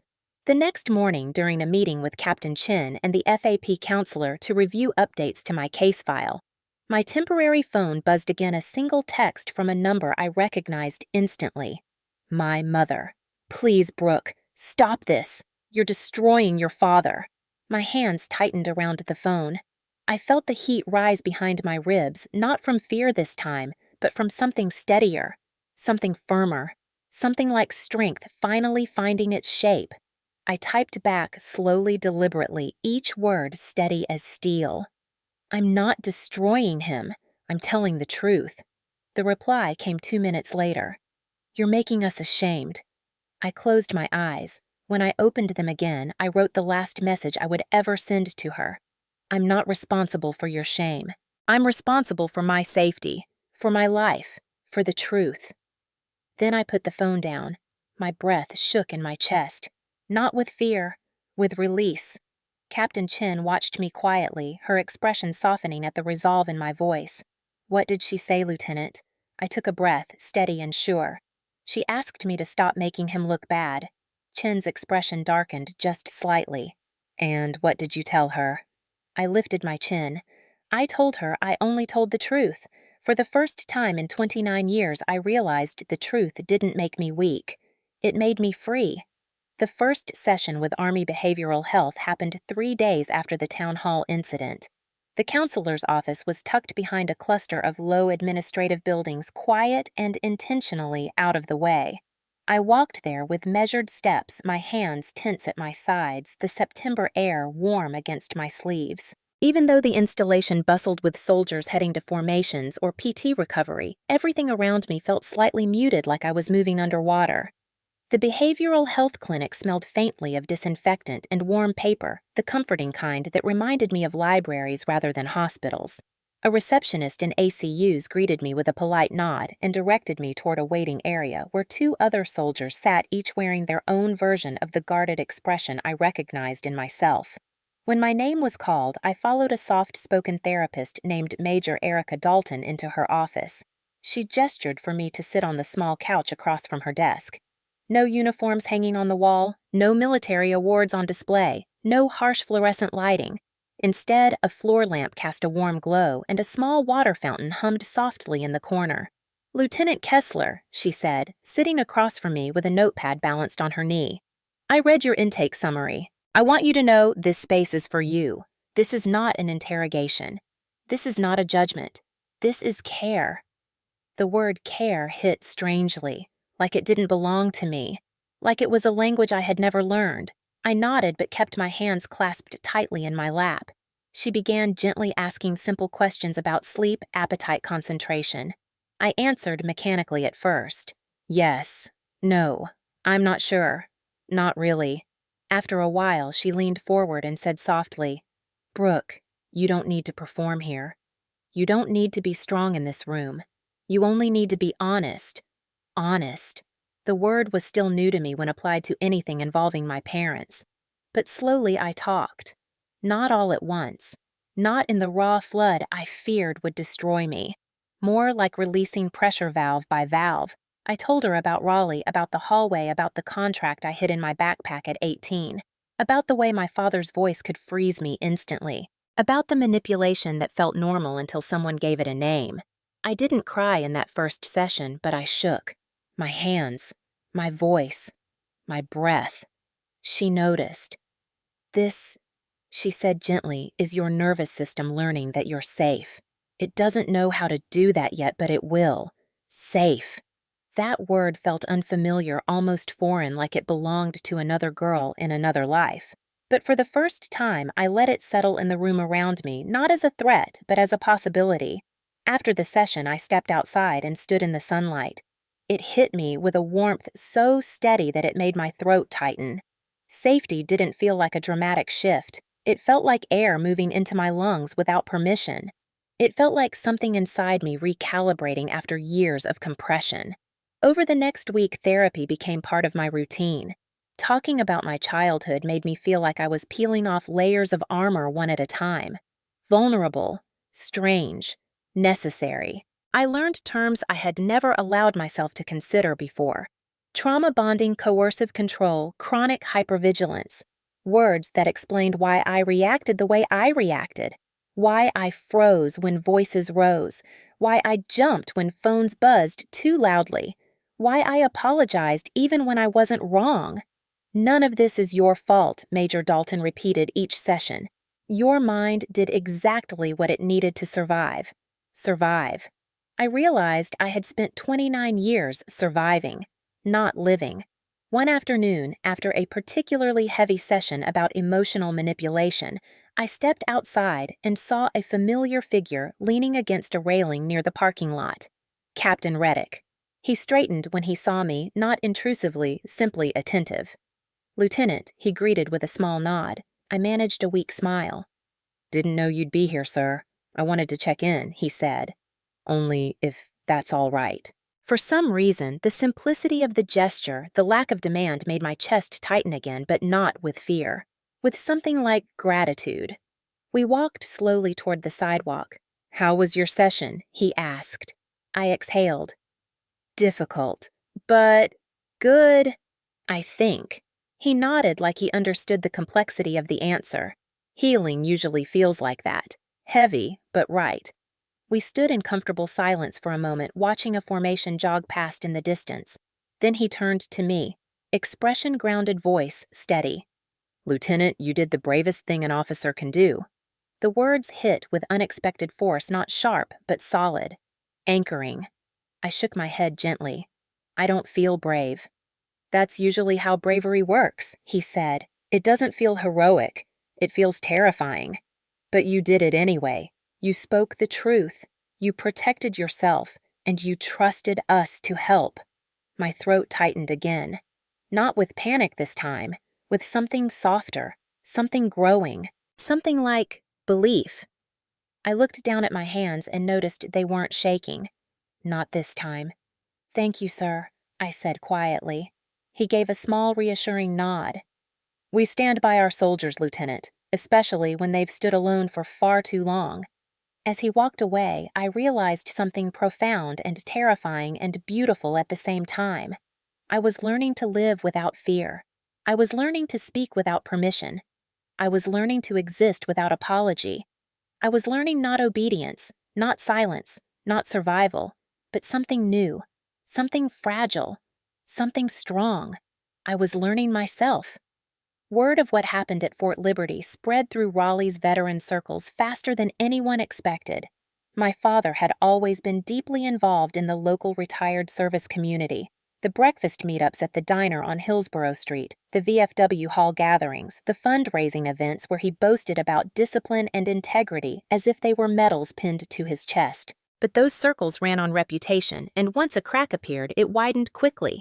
A retired sergeant major who attended the same weekly coffee group as my father emailed Captain Chin's office requesting clarification after hearing disturbing rumors about a civilian attempting to force his way onto post.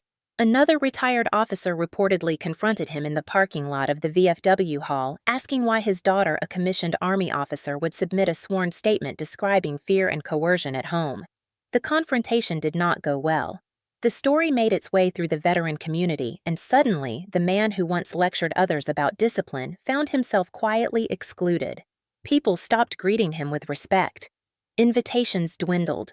Former friends avoided eye contact, and my father, a man who fed on control and perception, could not tolerate the slow crumble of the image he had built.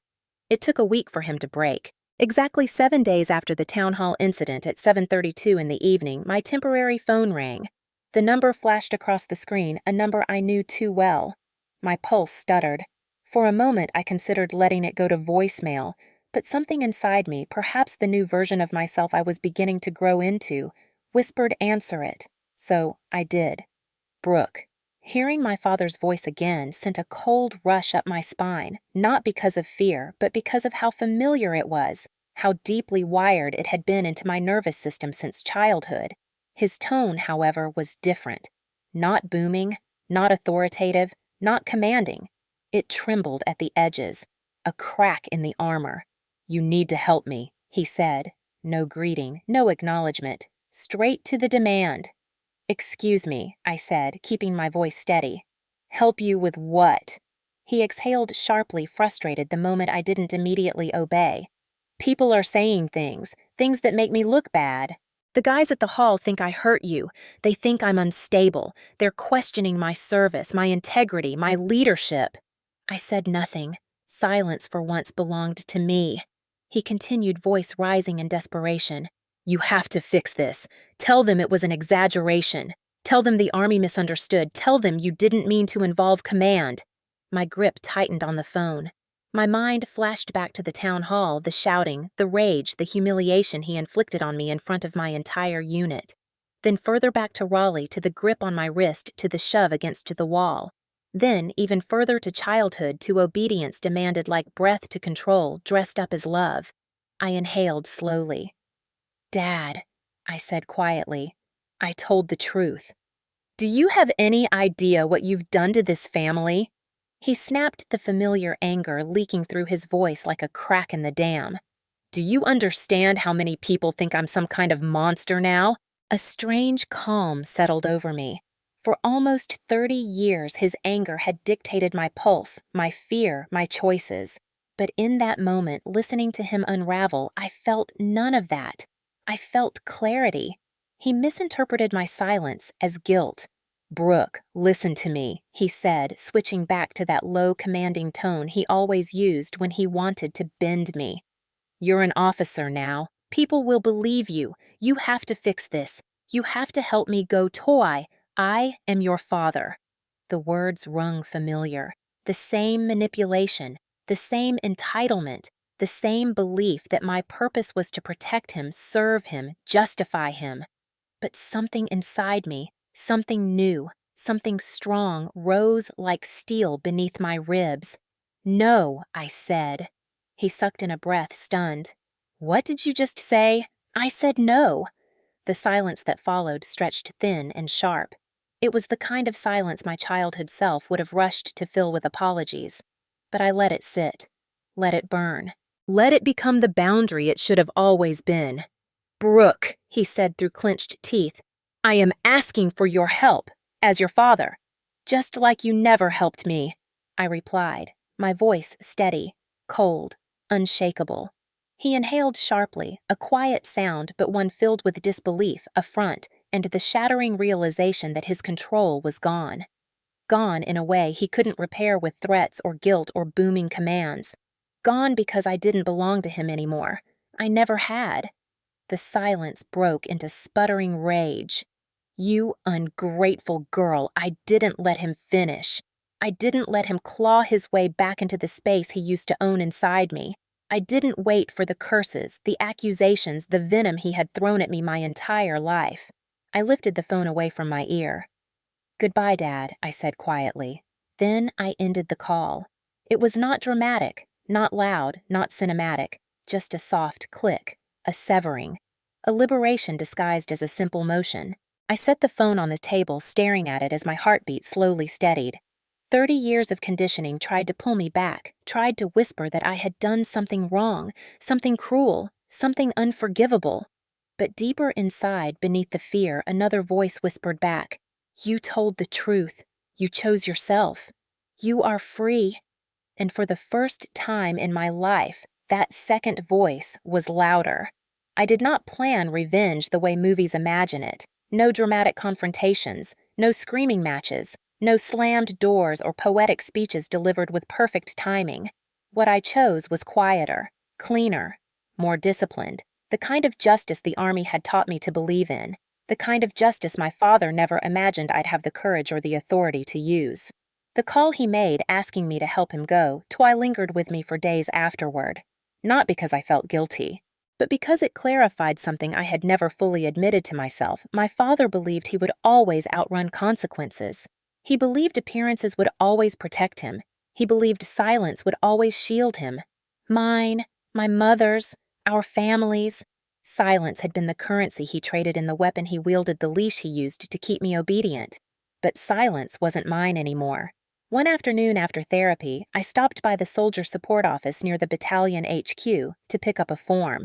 As I stepped back outside, I noticed a flyer pinned to the community board, an announcement for a monthly Veterans Wellness Workshop hosted by the Raleigh Veterans Council, a group my father had been active in for decades, a group that was now quietly distancing itself from him. A counselor from the council, a licensed social worker who coordinated volunteer support and community resources, was listed as the liaison. Her name, Elaine Porter, LCSW. Under the contact info, a line read, "Confidential concerns, welcome." I stood there staring at the flyer, the September breeze lifting the edges of the paper. Confidential concerns, welcome. I took a photo with my temporary phone. That night, after reviewing my FAP documentation and rereading the command-approved summary, I realized something with absolute clarity. If the veteran community was going to hold my father accountable, they deserved to know the truth. Not rumors, not hearsay, not gossip. Truth backed by official documentation. Truth with signatures, with dates, with Army verification. He had built his reputation in that community by painting himself as a man of discipline and honor, someone respected, someone principled. If they were reevaluating him, they deserved to see why. The next afternoon, I drove to the small brick building where the Veterans Council rented office space. The lobby was quiet, decorated with framed military memorabilia donated over the years. Photos of smiling vets at charity events lined a corkboard. A receptionist in a Raleigh VFW polo shirt looked up as I entered. "Can I help you, ma'am? I'm here to see Ms. Porter," I said, regarding a confidential matter. She nodded and led me down a short hallway to a modest office where Elaine Porter sat behind a desk covered in paperwork and color-coded files. She stood when I entered, greeting me with a steady professional warmth. "Lieutenant Kessler," she said, offering a seat. "Come in." I sat down, placing a sealed envelope on my lap. My pulse remained steady, not from numbness, but from conviction. "I believe your council is reevaluating a member," I said. "A retired service member." "My father." She did not react with surprise, only with quiet attentiveness. "I've received some inquiries," she said, "but nothing formal. What would you like me to know?" This was the moment people always imagine will come with trembling hands or explosive emotions, but mine were steady. My voice was calm, my breathing even. "I want your organization to understand why I said simply." Then I placed the envelope on her desk and slid it toward her. Inside were copies of the command-approved summary, the sworn statement portions that were legally shareable, the timeline of involvement, the FAP verification memo that explained the credibility of the report, all public record once submitted through certain channels, all factual, all clean. "These documents explain what happened," I said. What my father did, why command got involved, why he was asked not to approach my workplace, why he was escorted off post. She looked at the envelope but didn't open it yet. Instead, she studied me. "Do you want us to take any specific action?" she asked. I shook my head. "No, I'm not here to demand anything." "Then what would you like to happen?" "Only the truth," I said. "Nothing more, nothing less." She nodded slowly, the kind of nod that carried the weight of someone who'd spent years untangling the messy intersection between service pride and family wounds. "We will handle this appropriately," she said, and discreetly. I stood. "Thank you." No speeches, no anger, no retribution. Just truth placed in the hands of people who needed it. Because justice didn't require noise, it required accuracy. As I walked out of the office, the silence around me felt different than it used to. Not oppressive, not heavy, balanced, controlled, mine. 2 days later, without warning, a text arrived on my phone from an unknown number. "Brooke, you talked to them." I recognized the tone immediately, accusation wrapped in panic. Before I could respond, another message arrived. "You're trying to ruin me." My thumb hovered over the screen. Then I set the phone down. No reply. Silence. And that silence traveled. Because without my voice to manipulate, he was left shouting into a void, no one to argue with, no one to intimidate, no one to guilt or coerce. And every person he tried to convince now had facts, documents, verification, FAP involvement, not gossip, not stories, truth. In the weeks that followed, I heard indirectly from my cousin, from a neighbor, from a retired colonel, my father respected that the Veterans Council had quietly removed him from several committees. Volunteer positions evaporated, invitations rescinded, his speeches canceled. Not because I fought him, but because I didn't. because the truth stood on its own and said everything I never needed to say aloud. And in the quiet that followed, something inside me settled. Not revenge born of rage. Revenge born of release. Revenge that required no fire, no fury. Only a simple, devastating absence. The silence of a daughter who finally walked away. The silence of a truth that refused to be buried. The silence that made a man drown not because I pushed him, but because he could no longer stand on the lies he built his life upon. The silence that was in the end the loudest justice he would ever hear. I never expected the Army to feel like home. Not truly. Not after a lifetime of believing home was a place where you tiptoed, apologized, shrank yourself small enough to fit inside other people's expectations. For me, the Army had always been an escape route, a doorway out of Raleigh, a structured path with rules written on paper instead of shouted across a living room. But sometime in the weeks after the investigation, after the town hall, after the silence that cut the last thread between me and my father, something shifted. Slowly, quietly, like warmth creeping into a room that had been cold for years. It started the morning I received new orders. Captain Chin handed me the sealed packet at her desk, her expression warm with a kind of pride that softened her otherwise strict military bearing. Effective immediately, she said, "You're reassigned to Battalion S1, Administrative Operations, stable schedule, good leadership, less field stress." I blinked. "Ma'am, I didn't request reassignment." "No," she said, "but we requested you." For a second, I didn't speak. The Army had always been about resilience readiness mission, but rarely about gentleness. Yet this reassignment was exactly that, a gesture of care disguised as paperwork. "Thank you, ma'am," I whispered. She gave a small nod. "You've carried enough weight this year. You deserve somewhere steady." S1 was tucked inside a long squat building near Battalion HQ.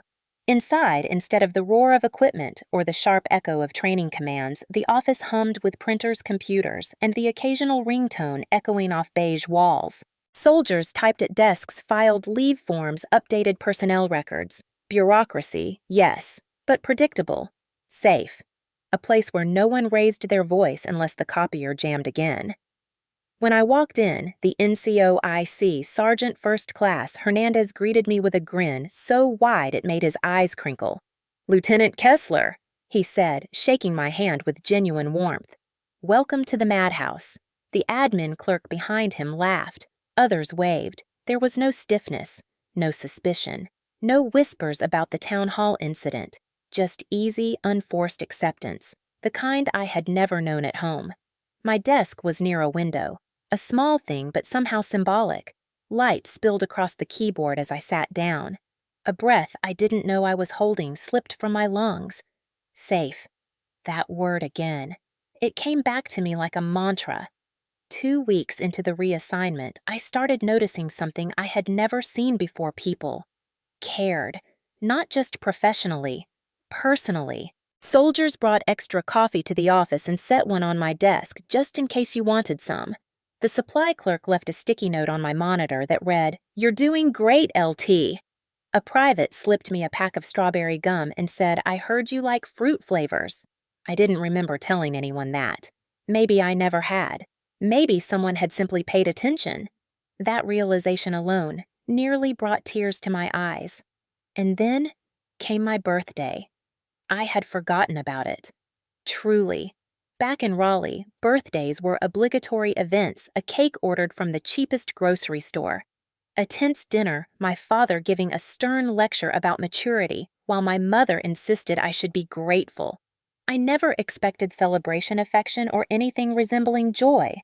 So when I walked into the S1 office on the morning of October 18th and saw a cluster of people standing around my desk, my brain couldn't process it at first.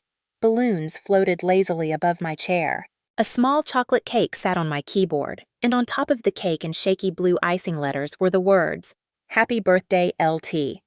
Brooke." I froze. No one moved. Then Hernandez stepped forward beaming.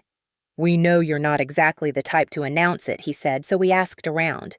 The admin specialist next to him added quickly, "Only the safe kind of asking around, ma'am. No one violated anything." The room erupted in laughter. Someone gently nudged me toward the desk. "Make a wish," they said. I stared at the cake, at the balloons, at the faces around me. People who had known me less than a month. People who owed me nothing. People who showed up anyway. My throat tightened. I blinked fast, but it didn't stop the heat rising behind my eyes. Hernandez saw it. He was the kind of leader who noticed things, who paid attention to the small tremors people tried to hide. Without drawing attention to it, he stepped slightly in front of the others, giving me a sliver of privacy. "You're safe," he murmured softly so only I could hear. "Take your time." Something inside me cracked, not painfully, but like a wall finally giving way after years of pressure. My hands shook. A tear landed on the edge of the cake box. And as embarrassing as it might have been, I cried. Not because I was sad, not because I was overwhelmed, but because for the first time in 29 years, I felt something I had never felt in my own home. Wanted, chosen, celebrated, loved not because I obeyed, not because I stayed quiet, not because I carried someone else's shame. Loved because I existed. I wiped my cheeks quickly, laughing through the tears. "I'm sorry," I said, breath-catching. "No," Hernandez corrected gently. "You're human." The room filled with soft smiles. No judgment.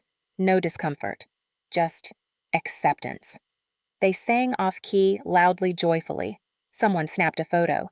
Someone else cut the cake into uneven but enthusiastic slices. People clapped me on the back, handed me paper plates, told me about their own first birthdays spent in the Army. And I soaked it in. All of it. The warmth. The noise. The humanity. The new family forming around me, not bound by blood, but by choice, respect, and genuine care. That night, back in my barracks room, I set the half-eaten cake on the small fridge and placed the handwritten birthday card on my nightstand. 20 signatures, 20 tiny messages. One line stood out, written in the neat handwriting of Captain Reddick. "You deserve good things, Lieutenant." I traced the words with my thumb. For the first time in my life, I believed them. That night, I didn't fall asleep afraid of my phone lighting up. I didn't brace for yelling. I didn't rehearse apologies in my head. I lay in the dark and felt something unfamiliar wash over me, warm, steady, filling every quiet corner of my chest. Safety, belonging, family, not the one I was born into, the one I found, the one I chose, the one that chose me back. The summons to Raleigh came quietly. No emergency, no threat, no unexpected escalation. Just a text from my mother one afternoon that read, "We need to talk. Please meet us. Just one last time." No guilt phrases, no accusations, no religious reminders. Just a plea wrapped in exhaustion. Major Dalton told me I was strong enough to choose my boundaries now. Captain Chin told me that closure wasn't owed, but sometimes confronting a wound helped it scar instead of bleed. And part of me, a part I barely recognized anymore, wanted the last word. Not shouted, not fought, not forced. Just chosen. So on a Saturday morning in late October, when the air in Raleigh was crisp and the leaves had turned the color of burnt gold, I drove to the small coffee shop my parents used to take me to after church, a place that smelled of cinnamon and warm pastries, a place where I once thought safety lived. I arrived early. I chose a booth near the window. I sat with my back straight, my uniform immaculate, my lieutenant bars glinting on my collar. I wasn't a child walking into a trap. I was an officer walking into a boundary I had set myself. 10 minutes later, I saw them through the glass. My mother walked slightly ahead, wringing her hands. My father walked behind her, looking thinner than I remembered, his shoulders hunched under a weight he had never carried before consequence. The doorbell chimed as they entered. My mother spotted me first, her face crumpled into a mixture of hope and fear. My father hesitated before approaching, his jaw tight, his gaze darting around the room as if checking who might be watching, as if still believing the world revolved around witnesses and image. They slid into the booth across from me. Silence stretched long enough for the barista to call out a latte order. My mother began first. "Brooke, thank you for coming." Her voice trembled. We want to understand. We want to fix this." "Fix. We want our family back." I folded my hands neatly. calm, steady, trained. "There is no fix," I said, "and our family was never whole." My mother swallowed hard. My father shifted, clearing his throat. "We know things got heated," he said, trying to sound composed, diplomatic, reasonable, his favorite mask. "But going to your command, filing the sworn statement," he leaned forward slightly. "You need to retract it." The audacity hit me like a sudden cold wind. Not anger, not shock, just a clear recognition of what he truly wanted, not healing, not forgiveness. Control. Even here. Even now. "I'm not retracting anything I said, simply." His face tightened. "Brooke, be reasonable." "I have been," I replied, "for 29 years. He opened his mouth again, but I spoke first, my voice steady. "You don't get to tell me what to do anymore." My father stared at me like he didn't recognize me. Maybe he didn't. Maybe this version of me, the woman who no longer bowed under his voice, was a stranger. My mother reached out weakly across the table. "Brooke, we're your parents. You are the people who raised me," I corrected softly, pulling my hand back before she could touch me. "Parents show care. You showed control." She winced as if struck. My father bristled with frustration. "This is absurd. You're exaggerating. You've always been dramatic." I didn't let the old language sink into me like it once did. I didn't flinch or fold or freeze. Instead, I reached into my uniform pocket. Slowly, deliberately. I withdrew my lieutenant rank bar's solid metal polished earned through my own discipline and strength. I placed them on the table between us. Their soft metallic tap cut through the air like a verdict. My father's eyes widened. "What is that supposed to mean?" he demanded. I looked at him without fear. For the first time in my life, our eyes met on level ground. "It means," I said quietly, "you don't have any authority over me anymore." The bars gleamed in the morning light, a symbol he couldn't bend, a truth he couldn't rewrite. "I'm a United States Army officer," I continued. "I make my own choices. I protect myself. I answer to my chain of command, to regulations, to integrity. Not to your anger, not to your shame, not to your fear." My father parted his lips, ready to lash out, but nothing came. The words that once controlled rooms, controlled me, controlled our entire household, died on his tongue. My mother's eyes filled with tears. "Brooke, please don't do this," I exhaled slowly. "I didn't do this," I said. "You did." She sobbed quietly, turning her face away. My father's jaw clenched. "So that's it," he muttered. "You're abandoning your family." "I'm leaving abuse," I said. "I'm leaving fear.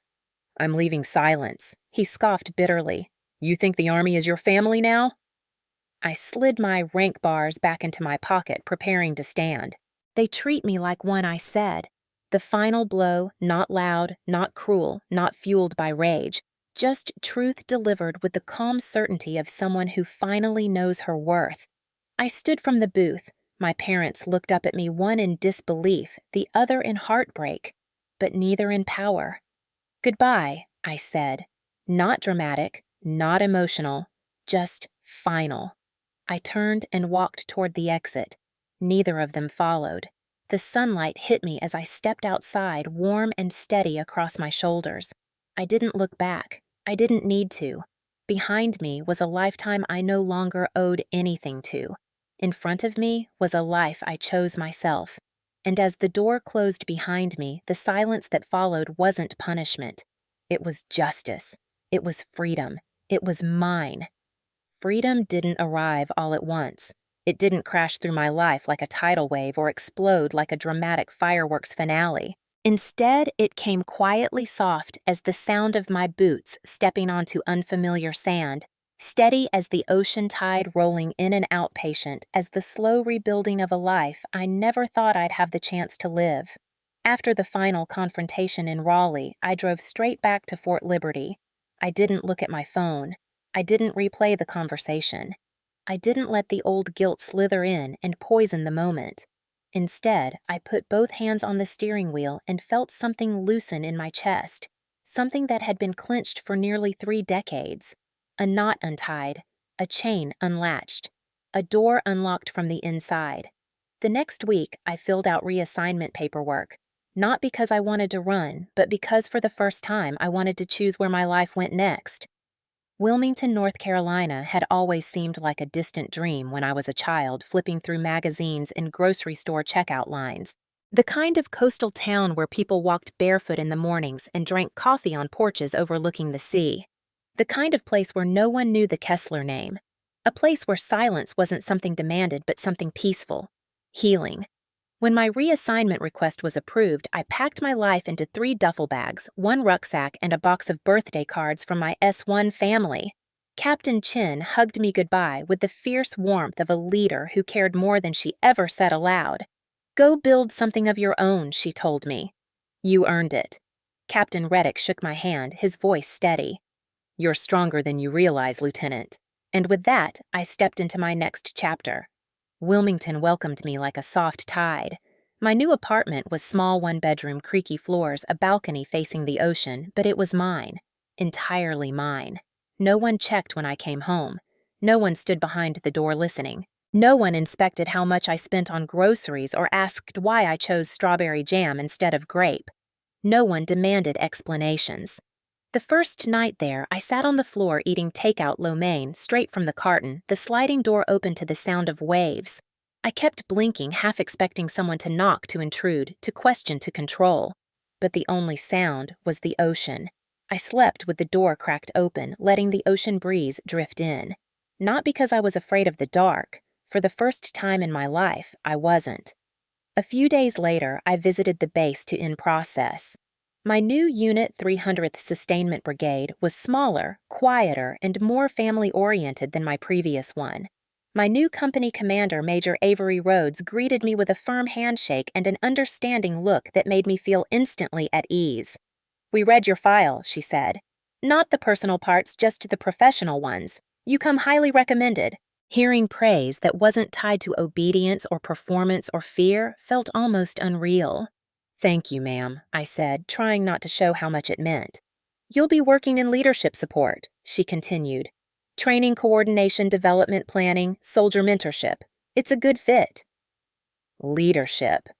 The word struck me right at the center of my chest.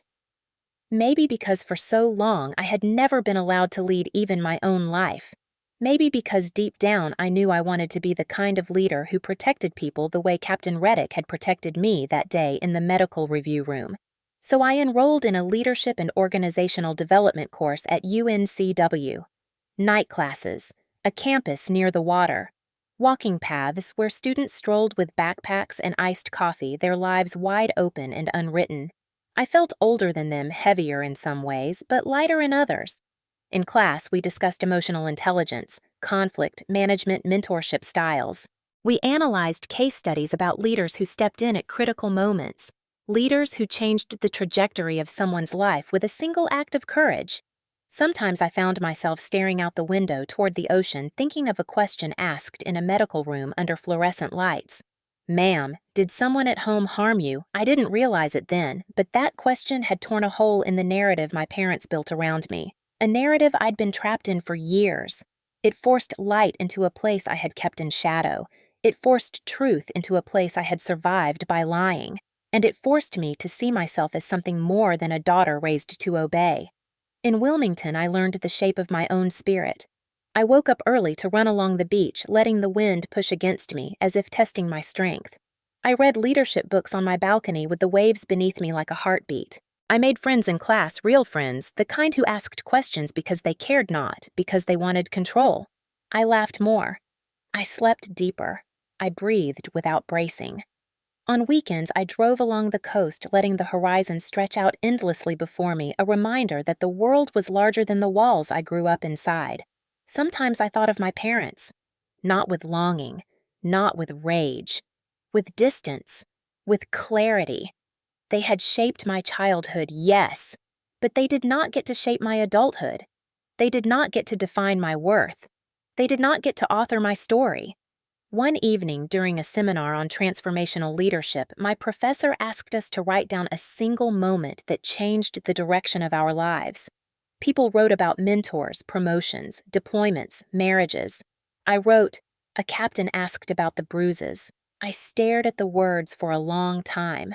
How something so small an observation, a question, a truth spoken aloud could become the hinge my entire future swung on. I turned in the assignment with steady hands. After class, I walked to the pier and stood at the edge watching the sun sink behind the water. Orange, gold, soft pink. The colors of a world I hadn't truly seen until now. 29 years of living in fear. One moment of someone seeing me clearly, and everything changed. I leaned on the railing and let the wind press against my face. I was not the girl from Raleigh anymore. Not the girl who hid bruises. Not the girl who apologized for breathing. Not the girl who obeyed to survive. I was Lieutenant Brooke Kessler. I was an Army officer. I was a woman rebuilding, healing, becoming. And as the waves broke softly beneath me, I realized something simple and profound. Freedom was not the absence of fear. Freedom was the presence of choice. The choice to walk away, the choice to speak, the choice to live, the choice to love myself more than the people who tried to break me, the choice to start again. Wilmington wasn't the end of my story. It was the beginning. And every morning as the sun rose over the Atlantic, I whispered the same quiet promise to myself. I'm free now, and for the first time in my life, I believed it. If you grew up in a home that never felt safe, then you already understand the silent weight I carried for nearly 30 years.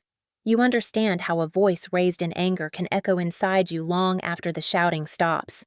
You understand how a slammed door can shape your heartbeat and how the people who were supposed to protect you sometimes became the very ones you needed protection from. And maybe you also know the strange guilt that comes with walking away, the guilt that was planted in you long before you ever got to choose your own life. I want to talk to that part of you, the part that still wonders if what you lived through was bad enough, the part that still flinches at old memories, the part that still questions whether your pain is real. Because if you are here listening, it is real. If your voice shakes when you talk about your childhood, it is real. If you learned to survive by staying small, staying quiet, staying agreeable, then you deserve to know one thing clearly. You were never the problem. Maybe you spent years believing you were too sensitive, too emotional, too dramatic. Maybe someone told you those lies so many times that you memorized them. Maybe they told you that love looked like compliance and respect looked like silence. I believed that too. Until the day someone finally asked me a question no one had ever asked before. Are you safe? And the truth, the terrifying, liberating truth is that I wasn't. I had never been. And it wasn't my fault. If you're hearing my story and you feel something tightening in your chest or something waking up inside you that you've kept buried for decades, I want you to sit with that feeling. Don't run from it. It's not weakness. It's recognition. It's the part of you that has waited years, maybe a lifetime to be seen. People often think that freedom comes the moment you leave the house that hurt you. But that's not true. Freedom comes in waves. Freedom comes the first time you speak honestly about what happened. Freedom comes when you stop apologizing for surviving. Freedom comes when you choose yourself, even when the world tells you that you owe loyalty to those who harmed you. And if you're still in that space, still trying to untangle love from fear, still trying to find the courage to say it wasn't okay, still trying to imagine a life where you aren't afraid of upsetting someone, you are not alone. You are not broken. You are not too late. Healing doesn't follow a schedule. It doesn't have a deadline. It doesn't care whether you're 18 or 58 or 78. The heart doesn't know time. It only knows truth. And the truth is this: growing up in an unsafe home changes you, but it doesn't end you. It shapes your patterns, yes. It shapes your instinct to shrink, to agree to disappear. But it does not erase your worth. It does not erase your right to peace. It does not erase your future. If anything, surviving what you survived has already proven your strength. The world will tell you that strength looks like confidence or power or a steady voice. But I'll tell you something different. Sometimes strength is simply choosing to stay alive long enough to build a better life. Sometimes strength is choosing to speak even when your voice shakes. Sometimes strength is choosing to break the cycle that others never had the courage to face. Maybe you haven't told anyone what happened. Maybe you've told people who didn't believe you. Maybe you've minimized your own pain because someone taught you to. But your story matters. Every part of it. The hard parts, the quiet parts, the parts you only think about at night, the parts you try to forget. So if you're listening to this and you feel a heaviness, a memory rising, a truth whispering inside you, you don't have to carry it alone. Not here. Not today.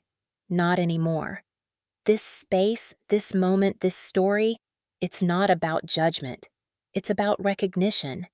It's about community. It's about the shared understanding of people who walked through fire and came out the other side still breathing. You might not think your voice matters. You might think your story is too small or too old or too complicated. But I promise you, someone out there needs to hear it. Someone out there is still trapped in a cycle that you survived. Someone out there is waiting for a sign that they're not crazy or dramatic or weak. You can be that sign. You can be the proof that leaving is possible, that healing is possible, that starting over at any age is possible. So if you grew up in a home that never felt safe, you are not alone.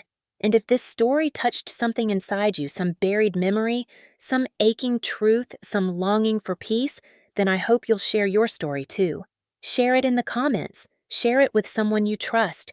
Share it in a place where your voice won't be silenced. I read every single message that comes through, not out of curiosity, but out of respect. Because if you've survived something that haunted your childhood and shadowed your adult life, then your voice deserves to be heard. And if the world never gave you space to speak, I'm giving you that space now. Whoever you are, wherever you're listening from, whatever you've endured, your story matters. Your healing matters. Your freedom matters. And I see you, always.